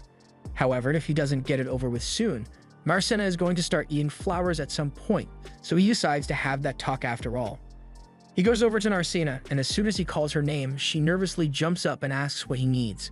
Lofts tells her that he wants to have that discussion they talked about earlier, and Narcena is eagerly awaiting what Lofts has to say, but before he could actually say anything, the door to the inn swings open and somehow, Keith managed to survive being abandoned in the labyrinth.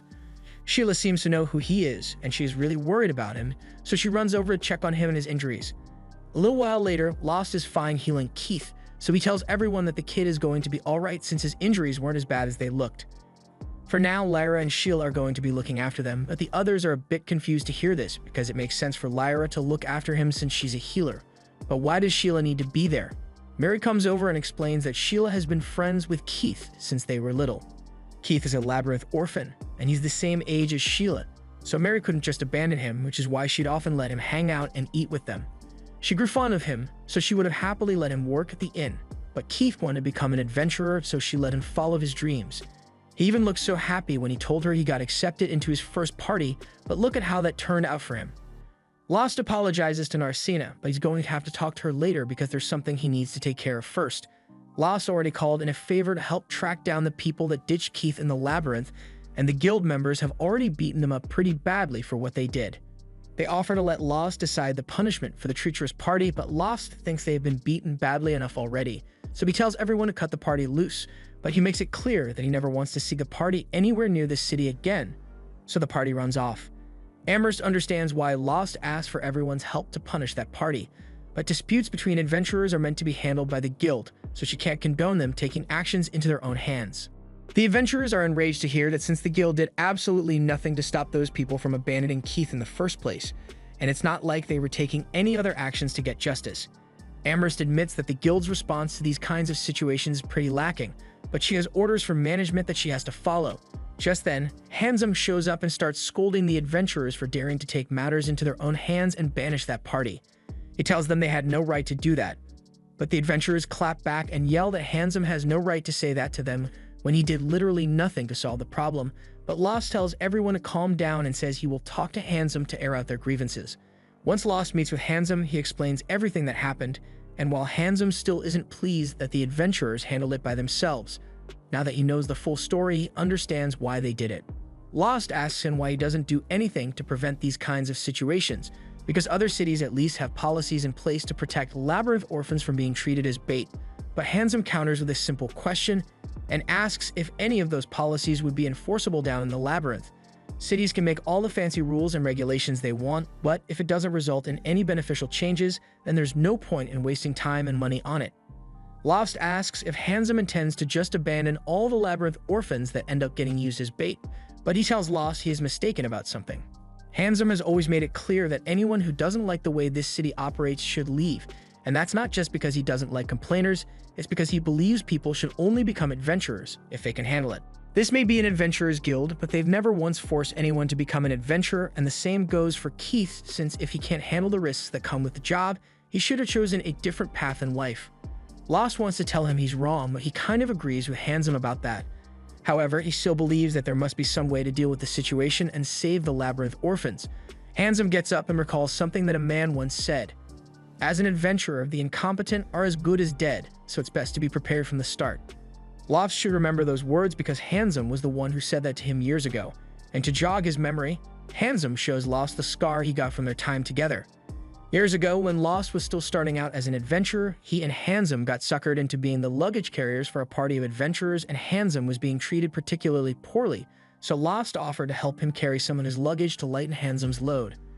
However, Handsome refused to accept any pity from someone as incompetent as Lost, so he told him to shut up and stop talking to him. Later that night, while the rest of the party was staying warm near the fire, Handsome's sitting out in the cold on his own away, and he is really regretting his choice to accept this job, even if it paid decent money. A few hours later, when everyone has gone to bed, Lost wakes Handsome up and warns him that there are a bunch of goblins approaching them. He tells Handsome to warn the others while he keeps watch a little longer, and Handsome does as he is instructed. So once everyone is up, Lost fills them in on the situation. The others can't believe it, so they ask Lost if he's sure about what he saw, but there's no doubt in Lost's mind that there are goblins approaching, and there are too many of them to even count. Once the group sees it for themselves, they are in shock because there's no way they can defeat a horde of goblins that large.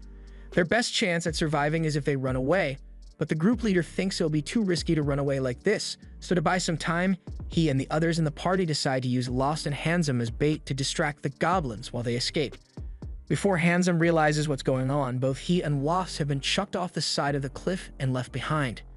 Handsome tries to call out for help, but Lost tells him that those guys won't be helping them. In fact, this might be the reason the party decided to accept incompetent people like them in the first place.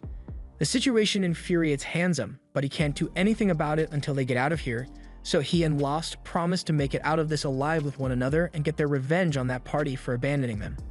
The two battle against the goblins for a long time, but ultimately, there's not much they can do to defeat such a large horde when there's only two of them, so they are forced to hide in a hollow tree to avoid the goblins for a little while.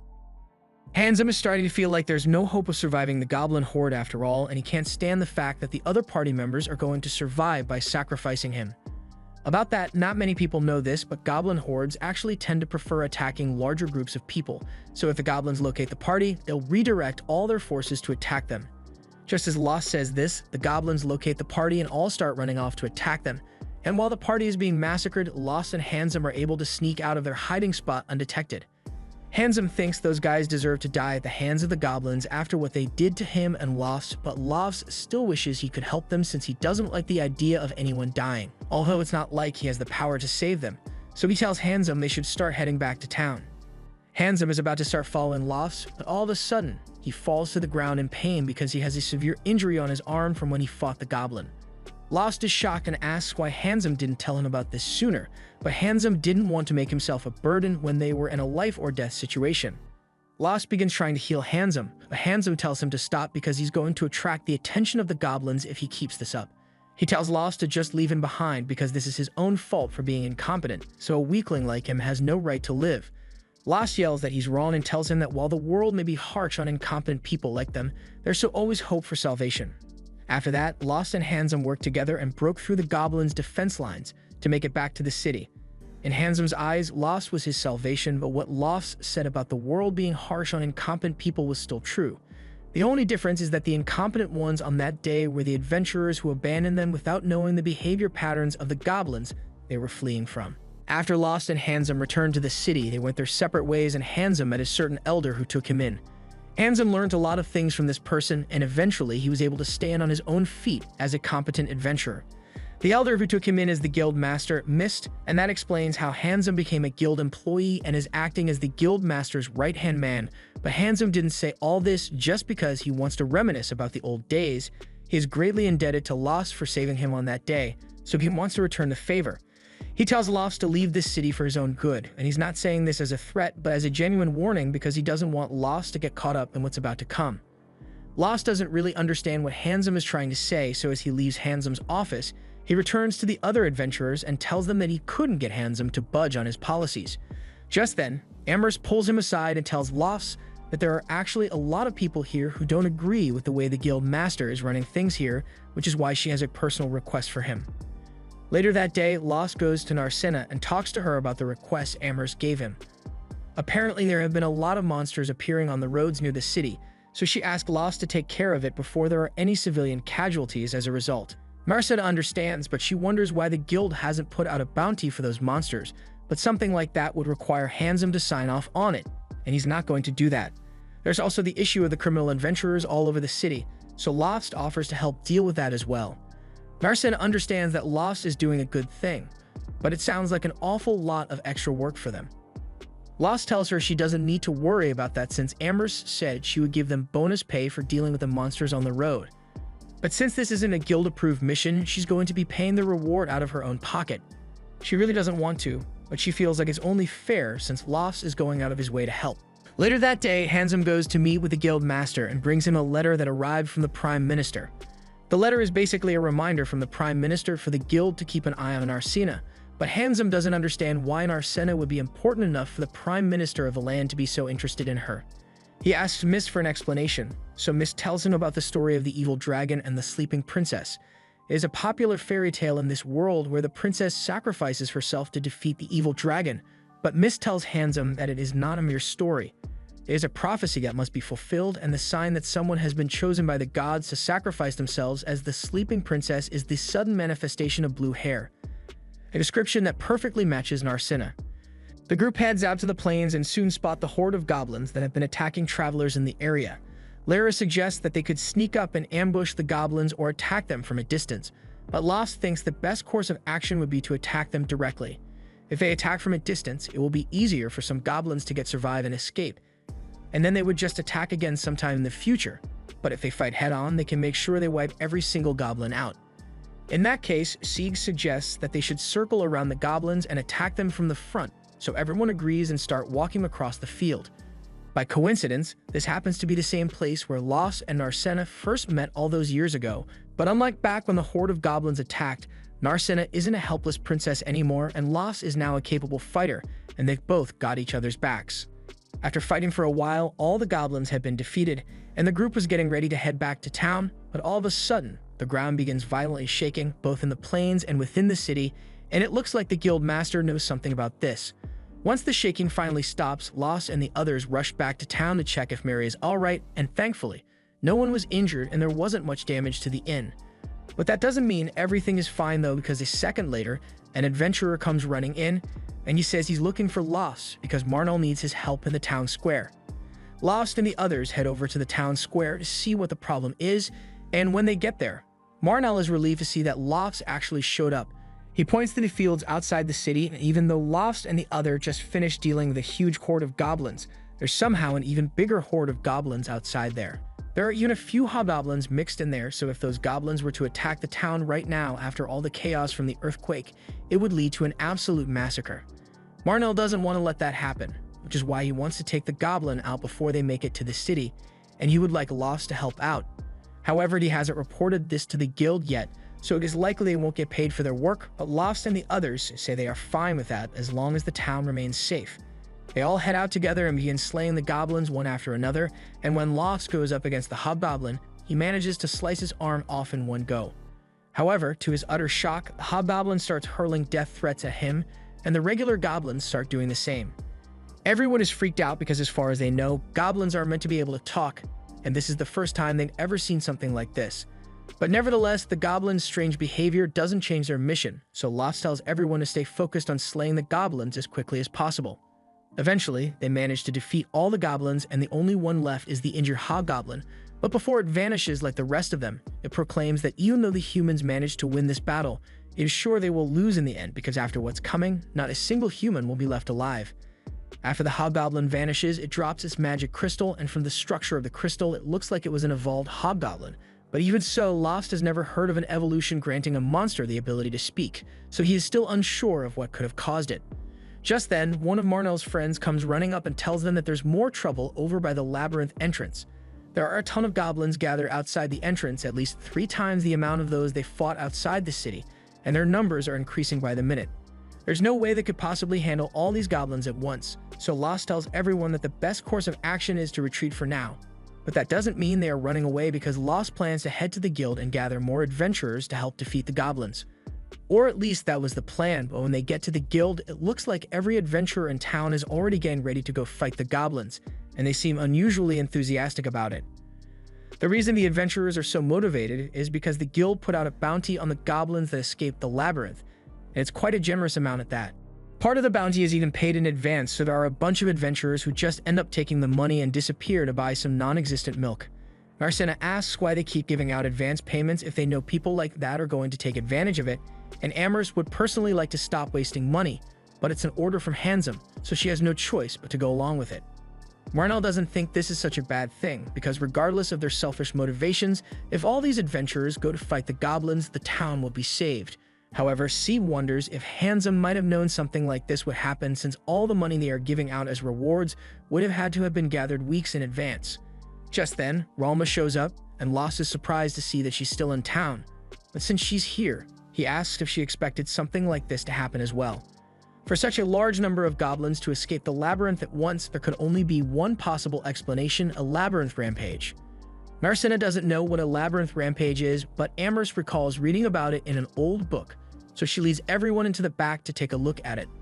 A labyrinth rampage is a phenomenon where countless monsters emerge from the labyrinth at once, and while it usually only lasts one day, there have been reports of rampages lasting up to a week, and in a case like that, any nearby cities or villages would be overwhelmed with monsters and eventually become ruins. The rampage is caused when the ambient magic in the labyrinth exceeds a certain level, and the only way to prevent it is to continuously slay all the monsters in there, while also allowing the new monsters to spawn in the labyrinth to absorb some of that magic. Now that Amherst thinks about it, she recalls that the whole reason the Adventurers Guild was created in the first place was to ensure that the magic levels in the labyrinth are kept at a reasonable level. That's really useful information, so the others are a bit upset that Amherst didn't mention it till now, but in her defense, it was only mentioned once during guild staff orientation, and no one pays attention to that. Ralman doesn't blame Amherst for not taking that part of the orientation seriously, since the last time a labyrinth rampage actually happened was over 100 years ago. But then again, 100 years isn't that long when we're talking about a disaster like a dungeon rampage. It is still recent enough for there to be well-documented reports about it, so anyone who's been in the adventurer business for a while should have heard about it. Marnell finds it strange that even though Marmot is one of the largest adventurer cities out there, it wasn't able to slay enough monsters to keep the magic levels in check. It's almost as if this rampage was intentionally caused, but speculation won't get them anywhere right now since the rampage is already in progress, so Ralma asks Lost what he wants to do about it. A little while later, Lost and a couple of others are helping the people in the area move all their stuff out, but Narcena asks if all this is really necessary. Lost doesn't like the idea of using other people's stuff either, but if the rampage ends up lasting several days, then no matter how hard the adventurers try, there's no way they will be able to last long enough. Inevitably, the city is going to suffer damages, so the best they can do is get ready and create a barricade with all this stuff to minimize that damage. Down the road, Marnell is yelling at Keith and the other kids for trying to go fight the goblins as well. Keith and the others think it's the right thing to do since this place is their hometown and they want to fight to defend it. But in all honesty, Keith and the others would probably die the second they set foot on that battlefield, so Marnell won't let them go. He tells them that they can fight for their home in the future when they are more competent as adventurers, but getting themselves killed won't do anyone any good, so if they really want to help, Marnell suggests that they should play support roles for the adventurers engaged in combat. Things like transporting injured people or sending messages back and forth will help the fight go smoother in the long run. Keith and the others understand what he's saying, so they all agree to support the adventurers and run off to get started. A little while later, the goblins show up at the city entrance, and the adventurers are all posted outside to intercept them, so as the battle begins, they seal off the entrance with some carts and begin attacking the goblins inside. It is an intense battle, as there are even mid-level monsters showing up, and Lost hadn't expected the monsters to show up in just half a day, so he blames himself for being unprepared. However, Ralma assures him that it's not his fault since along with everyone else, this is Lost's first time experiencing a labyrinth rampage, so no one expects him to be fully prepared. But if he still feels guilty about it, then he's just going to have to fight with all his heart to make sure everyone survives. Aside from the goblins, there are also 2 liches floating in the air, and these ones can talk as well, so they start yelling that they will kill all the humans. But Ralma isn't interested in hearing their chant, so she starts shooting fireballs at the monsters, and Marnell orders everyone to attack at once.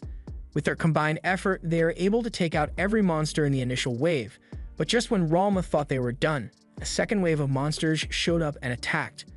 Narcena asks Ralma if she can blow them up with another fireball, but Ralma is exhausted, so she isn't going to be able to help for a while. If that's the case, C decides to handle the monsters instead, and since Lyra is taking care of the healing, Lost decides to join him as well.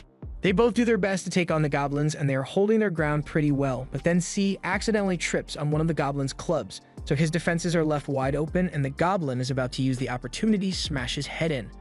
But at the last second, C's master, Ronaldo, dashes in to save him. This is our first time seeing Ronaldo, but he's the one who trained C and gifted him that magic sword he's always using. However, C isn't the only one who has a history with Ronaldo here because Lost, Narcena, and Ralma all know him as well. Ronaldo was the one who taught Lost how to use a sword, and for a while, he also acted as Narcena's personal swordsmanship teacher, although she ended up deciding to go with martial arts instead. He's also old friends with Ralma, so he jokes about her being a fire demon, and that gets Ralma angry, so she launches a fire blast at him. Ronaldo is easily able to deflect it though, and there's a lot he'd like to say to Ralma, but it looks like there are more important matters to deal with at the moment, so he runs off to deal with the goblins. While Ronaldo is dealing with that, a magic door suddenly opens on the side of a building and Handsome walks out, telling Ralma that Branch President Mist wants to see her. Ralma is a little suspicious about this whole thing, but she agrees to go see Mist.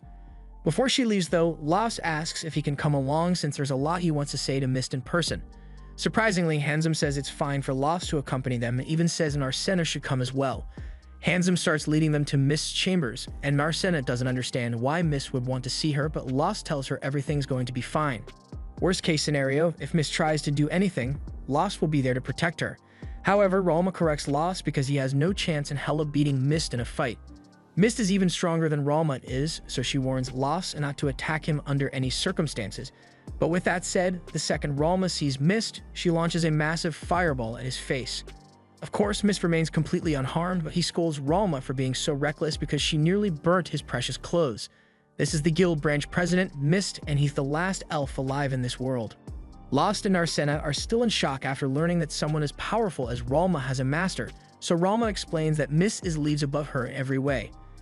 Elves as a species are extremely proficient in the use of magic, but even among elves, Mist is exceptionally powerful since he has lived for over 600 years and learned all kinds of spells. This whole time, Mist has been staring intently at Narcena, It's starting to make her a little anxious, so Ralma asks Mist why he summoned them here. It has been years since she last saw him, and after she found out he was in this town, he kept avoiding her up till now, so she assumes this isn't meant to be a reunion. Indeed, Mist has something important to tell them, but it's going to be a long story, so he uses magic to conjure up some chairs so everyone can sit. Before they begin, Ralma asks Mist if this was his plan all along. He lured scumbag adventurers into the city and refused to do anything about their criminal conduct because he intended to have them fight the rampage, and the reason Handsome kept telling people to leave town over the smallest complaint was an attempt to allow the kind adventurers to stay out of trouble. All this leads to the conclusion that Mist must have known about the rampage long before it happened, and Mist doesn't deny it since anyone could have figured out that rampage was coming with all the strange things happening in there. Strong monsters had begun showing up on the upper levels, and on top of that, there was an unusually high evolution rate among the monsters, so there were clear signs. But if Mist really knew about it in advance, Marcena asks why he didn't at least warn the people about it ahead of time. Handsome cuts her off and says warning the people would have done nothing to help. They knew a rampage was coming, but they had no idea if it would come in a day, a week, or 10 years, and issuing a warning with no clear time frame would make no difference to their defenses. Even so, it wouldn't make any sense to hide the possibility of such a defeating event occurring, so Ralma assumes there must be some hidden reasons why Mist didn't tell anyone about the rampage. Ralma thinks Mist must have caused the rampage, but even if Mist could control the labyrinth, he wouldn't bother creating so much trouble for himself. He explains that the order to keep the rampage a secret came from his boss, the supervisor of every adventurer's guild in the country. Basically, even though rampages are known to last for several days and could destroy several cities, since the rampage isn't happening anywhere near the royal capital, the higher-ups didn't see it as a threat and decided it would be better to keep it a secret so as to not throw the country into chaos.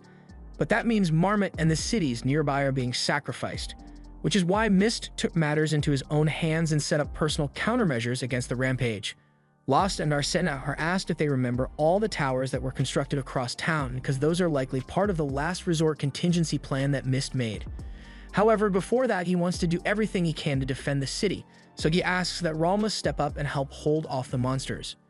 No matter how energetic the adventurers outside are, they will eventually get exhausted and will need to take a break, but the countermeasure Mist created requires an incredibly large amount of mana to function, so he needs Ralma to power it.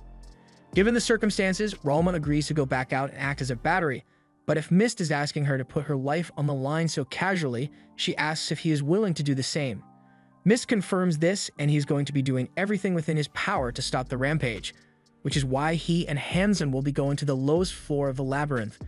Marcena is surprised to hear this since she recalls that the bottom of the labyrinth hasn't been found yet, and while that may be true, thanks to a bunch of reports, Mist has been able to pinpoint the final boss's general location. Lost thinks a mission like this is way too risky, but if he and Hansa manage to defeat the Labyrinth Master, then the mana supply that's causing the rampage will be cut off, leading and the rampage will end a lot sooner. After hearing what they had planned, Ralma agrees to do her best to hold off the rampage until he can defeat the Labyrinth Master. Outside, the situation with the rampage hasn't gotten much better, but thanks to the effort of Ronaldo and to a lesser extent Sieg, they have managed to keep the monsters from breaking into the city. But then a lot half orcs start showing up, and Sieg is worried about them breaking through the blockade, so he goes up front and asks Ronaldo to charge at the orcs with him. While the two of them continue fighting, Ralma and the others are brought to the guild courtyard and told to proceed as planned. Ralma finds the device Mist was talking about and places her hand on it to open a door inside. She then gives Lost a warning because even if they are working with Mist for now, he isn't someone who could be trusted, so Lost needs to be careful about him while she's gone. Ralma then says goodbye to Lost before walking into the device and closing the door behind her. The device then powers on and a blinding light begins pouring out of it as a massive barrier is formed all around the city. The adventurers by the gate have no idea what's going on with the barrier, but they start using it to their advantage and begin run back in for safety. Thankfully, it seems like the orc won't be able to break through anytime soon, so they decide to go handle the monsters that get in before the barrier came up. Meanwhile, Sieg and Ronaldo have just finished dealing with the last orc, so Ronaldo tells Sieg to take a break. Sieg says he can still keep fighting, but Ronaldo can tell that Sieg is out of breath, and if he's tired, he won't be able to fight effectively. Plus, there are plenty of other people, so they should be able to handle the remaining monsters on her own. That's only because this mysterious wall is keeping the monsters out. Just then, Lost and Arsena show up, and they fill everyone in on the details of what happened and how Ralma is risking her life to keep this barrier up. The barrier is made up of Ralma's magic power, but for the barrier to cover an area this large, it must be consuming a lot of mana, and even if Ralma may have a large mana pool, it is still limited, so she will eventually run out at some point. Normally, if a person runs out of mana, they simply end up passing out from mana exhaustion, but the device Ralma is in forcibly sucks mana out of her body, so as long as the magic barrier is still needed, even if she passed out, the device will continue draining magic from her body until she ends up dead. Another monster appears. This time it's a griffin, which is super powerful. Under normal circumstances, even with the combined effort of every adventurer here, they wouldn't be able to defeat a single griffin, but thankfully, they don't have to fight it since the barrier prevents it from getting into the city. However, its presence is still going to be a problem. The barrier is made from elf technology, so it won't be breached by the attacks from the griffin, but the more damage the barrier takes, the more mana it will need to drain from Ralma to repair itself. If they let it continue attacking the barrier like that, then it won't be long before Ralma dies from mana depletion. Lost refuses to let that happen, so he starts leaving to fight the griffin, but before he goes, Ronaldo stops him and says he doesn't have to do it alone. They are all a team here and Ralma is important to them, so they'll do whatever it takes to make sure she survives. The group runs out of the barrier and towards the horde of goblins and orcs, but the main threat right now is the griffin that's repeatedly striking the barrier, so Ronaldo tells everyone to deal with the orcs quickly so they can focus their attention on the griffin. The group starts laying waste to the small fry monsters on the ground, but all of a sudden, the remaining goblins start backing off because they've realized they have no chance of winning, thus they called in a Fenrir for backup. Narcena has never seen a Fenrir before, but she can already tell that that thing is incredibly strong, and Lost confirms it. The Fenrir has a lightning-fast dash, and while on the ground, it possesses strength equal to that of a griffin, so it won't be easy to beat it. Ronaldo asks Lost if he will be able to handle the Fenrir on his own since he still has to take down the griffin, and Lost thinks he should be able to manage it, so Ronaldo runs off to handle the griffin, while the rest of them take on the Fenrir. Armiat is the first to attack and launches a fireball at the Fenrir, but she wasn't expecting it to be so fast, so she gets caught off guard as the Fenrir charges at her. Luckily, Lost was quick enough to keep up with it, so he jumps in front of Armiat and parries the Fenrir's attacks. Everyone is amazed that Lost is capable of keeping up with the Fenrir's speed on his own, but even so, Lost is still losing. The only thing Lost has been able to do so far is defend himself, so the Fenrir eventually catches Lost lacking and slashes his arm. Lost is in no condition to fight back anymore, so Sieg steps up to keep the Fenrir busy with Armiat until Lyra and Narcena can treat Lost's injury. Lost tries telling Narcena he's okay, but that's clearly not true. Lyra says his arm is barely hanging on by a thread. She's going to be able to heal him, but it'll take a while, so Lost needs to sit still for a bit. Meanwhile, as the griffin was flying in to once again attack the barrier, it finds Ronaldo perched atop the tower, and before the griffin even reached barrier, Ronaldo jumps off and slams it into the ground.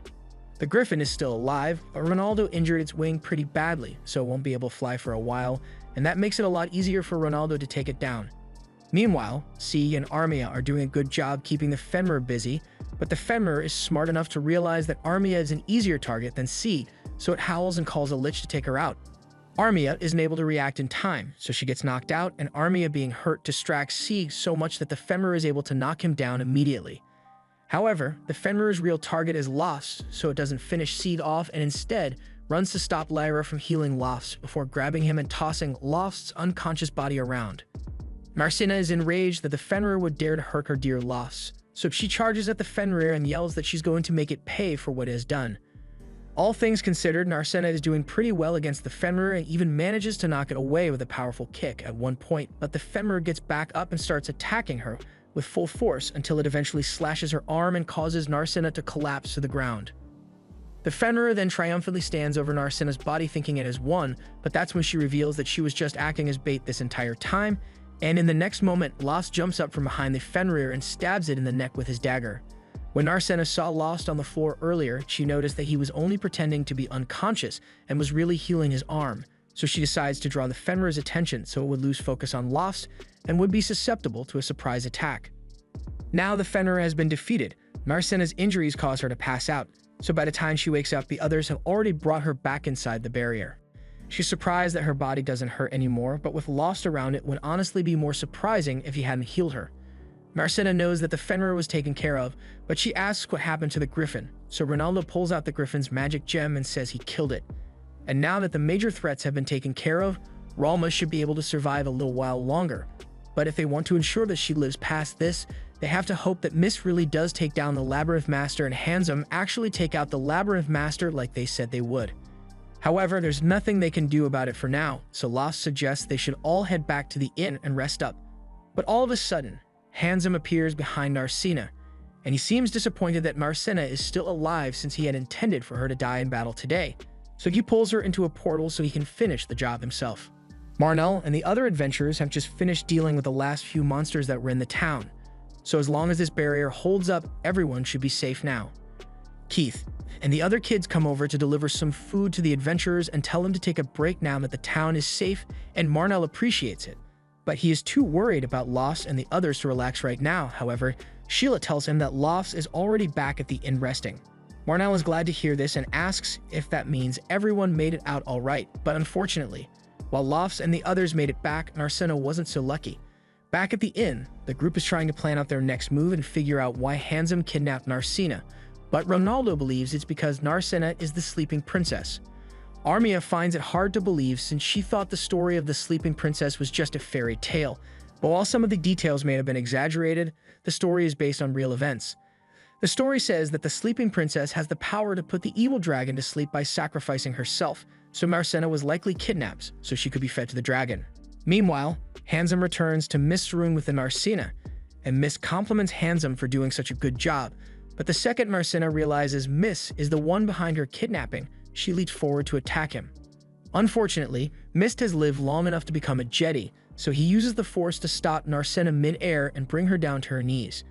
Narcina asks him what he intends to do with her, but Mist doesn't give her a direct answer and instead asks if she has heard about the evil dragon. Narcina thinks Mist is mocking her since everyone in this world has heard about the evil dragon, but Mist is serious, so he releases her and asks her to explain what she knows. Narcina talks about how the evil dragon is a terrifying creature that appeared 200 years ago, but a hero suddenly appeared and defeated it. Mist tells her she is mostly correct, but she is missing a few important details. First of all, the hero wasn't actually able to kill the dragon. All he managed to do was send it to where it came from. And the dragon didn't only show up 200 years ago, it also showed up 400, 600, and 800 years ago as well. The cycle of the dragon's appearance repeats every 200 years, and each time so far, the dragon has been defeated by a hero and forced to retreat until it recovers its strength and attacks again. And this is exactly 200 years since the last time the dragon was defeated, so it will be appearing soon. Marcina realizes this is bad news, so she asks if the hero can stop the dragon again this time, but unfortunately, Mist tells her that won't happen. Normally, the hero appears at the same time as the dragon's revival, but so far, there has been no sign of any hero. However, even if there's no hero right now, there is still someone who can put the dragon to sleep, and that person is Narcina. The fact that her hair is blue is all the proof they need to figure out that she is the sleeping princess, since when Maiden is chosen, their hair will suddenly turn blue. Marcina asks if her father knew about this, but it would be hard to imagine someone in a position of power like him would be oblivious to something so important, which is probably why he let Narcina become an adventurer in the first place. Back at the inn, Lost asks Ronaldo if Mist intends to use Narcina to put the dragon to sleep, but Ronaldo doesn't think Mist is the one who made the decision. The order most likely came from his boss, a chancellor of the Adventurers Guild, and the only thing that man cares about is minimizing the damage caused by the dragon, no matter what it takes. Armia doesn't think that sounds so bad, but Ronaldo reiterates that the Chance Lal is only interested in minimizing the damage caused by the dragon, not preventing it entirely. For example, if he had to sacrifice 40 people so that 60 others would survive, you wouldn't hesitate. In fact, the reason this city has no walls is because the Chancellor didn't approve of having a wall built. When the dragon's return approaches, labyrinth stampedes are bound to occur, and the Chancellor was well aware of this, so he planned to let Marmot be destroyed by the stampede to send a message. If a city were completely destroyed, then everyone, from the commoners to the king, would realize the gravity of the situation, and the Chancellor would be given full authority to do whatever it takes to defeat the dragon. Marcina can't believe that the Chancellor is willing to let all the people of Marmot die, but the Chancellor believes this is the only way he can save the world. Each time the dragon shows up, it appears in a different labyrinth, but analyzing the ambient mana and labyrinth activity, the guild was able to deduce that the dragon would appear here, and they've known this for decades. Ronaldo tells the others the same thing, but if they've known that the dragon would show up here for so long, then Seed doesn't understand why they didn't warn the townspeople of the imminent danger. It's clear that the Chancellor intended to let all the people in the town die, but Mist wasn't on board with that idea, so he took desperate measures to construct a barrier around Marmot without the Chancellor finding out. However, if the stampede doesn't end soon, then Ralma's life will be at risk, so Mist is likely going to do everything in his power to defeat the Labyrinth boss as quickly as possible. But he also had Handsome kidnap Marcina as an insurance policy to stop the dragon in case he fails his mission. Of course, Ronaldo can't be sure of Mist's intentions without asking him personally, but it's going to be difficult to do that since they don't even know where it is. However, they do know that he is planning to defeat the Labyrinth boss, so that must mean he is headed for the deepest part of the labyrinth, so they might be able to find him there. The labyrinth still hasn't been fully explored, so this is going to be a dangerous mission in unknown territory, and Ronaldo wants to make sure everybody is in agreement before they begin. Lost would naturally do whatever it takes to save Marcina, and the others care about her a lot as well, so they all agree to go save her. Down in Mist's office, he, Handsome, and Marcina all step on the magic circle in the middle of the room and are teleported to a wide open area in the labyrinth. At the same time, Lost and the others have entered the labyrinth, and they are surprised to see that there are no monsters nearby, but that's because most of the monsters were forced out of the labyrinth by the stampede. However, it won't be long before new monsters start spawning in, so they need to hurry. Over on Narcina's end, as they walk through the labyrinth floor, they run into a giant Cyclops, and monsters like that are extremely high level. So Narcina is wondering what kind of place is this that has monsters like that wandering around.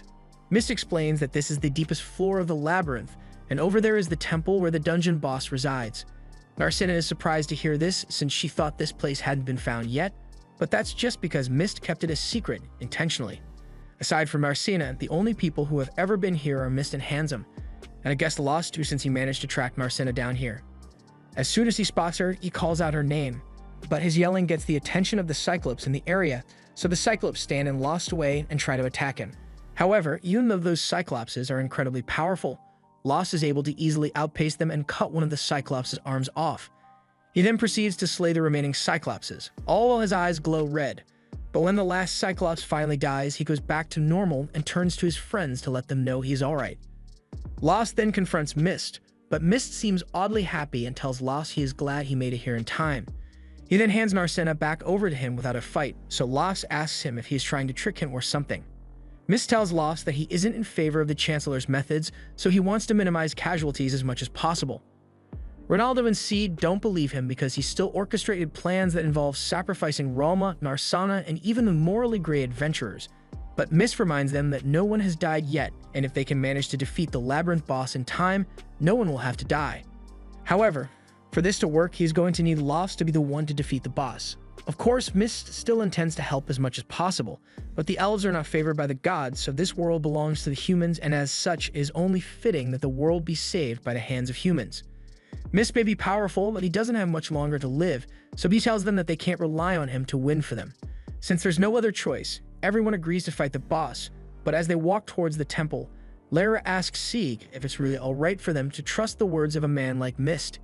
Even Lost doesn't entirely trust Mist, but if what he says is true, then they should be able to save everyone by defeating the boss. Once they finally arrive in the boss temple, Mist turns to face the group and gives them a little more info about the dragon and the labyrinth stampede. When the hero defeats the dragon, it is forced to go to sleep in a separate realm, and it takes a tremendous amount of magic to awaken the beast, but that magic power is gathered by the monsters that run rampant in the labyrinth. At which point, it is then the responsibility of the labyrinth boss to deliver the magic to the dragon so it can awaken. In other words, if they can defeat the labyrinth boss, it will stop bothering the stampede and the revival of Evil Dragon, but that won't solve the main problem here. Even if they cut off the dragon's mana supply here, it will simply try again using another labyrinth, but at the very least, defeating the boss here will buy them a decent amount of time to figure out what to do when the dragon eventually tries to awaken again. Mist walks up to Temple Gate and slams his staff into the ground to get the attention of the labyrinth boss, the Siren. Once it comes out, Mist tells everyone to attack it with everything they have, so they all charge at it. Armiev uses a spell to bind the Siren in place while Sieg and Ronaldo both leap into the air and use their swords to cut off the Siren's wings. So far, they are doing pretty well against it, but the Siren suddenly launches a barrage of blasts at the group in an attempt to stop them. However, Narcina jumps up and lands a devastating punch which cracks the Siren's face and causes it to try and flee. But before it could get away, Lost appeared in front of it and sliced it in half, officially defeating the labyrinth boss. This should have been a great victory for them, but all of a sudden, Handsome gets stabbed through the back by Dark Tendril, and they hear the voice of the evil dragon come through the portal. It looks like the dragon had already acquired enough mana to allow him to partially manifest through that portal, and the dragon seems to recognize Mist since it has seen him several times before. It is infuriated that Mist is once again interfering with his plans, but this time it won't allow anything to stop it, so it demands that Mist surrender his body to it if he doesn't want to see Handsome die. Mist knows that if he gives up his body to the dragon, it would mean certain doom for the world, so as much as he hates the idea of it, he's going to have to let Handsome die, and then use all his power to seal the portal. However, Mist hesitates for a moment because he really doesn't want to let Handsome die, and that moment of hesitation was all it took for the dragon to forcefully take over his body. He begins using Mist's body as a medium to power the portal and transfer over all of his power, but there isn't enough mana in this labyrinth, so he teleports himself away to find a suitable power source. With the dragon gone, Handsome gets released and falls to the floor, so Lost rushes over to his side so he can heal the gaping hole in his chest. However, Handsome tells Lost to forget about healing him and go chase after the dragon because there's no telling what kind of damage it is going to do. Meanwhile, the dragon has just teleported to the outskirts of the city, and it wants to get in, so it begins using powerful magic to try and break the barrier, and it doesn't look like Ralma will be able to withstand much more damage. This was the end of episode 11. Subscribe to not miss the next part.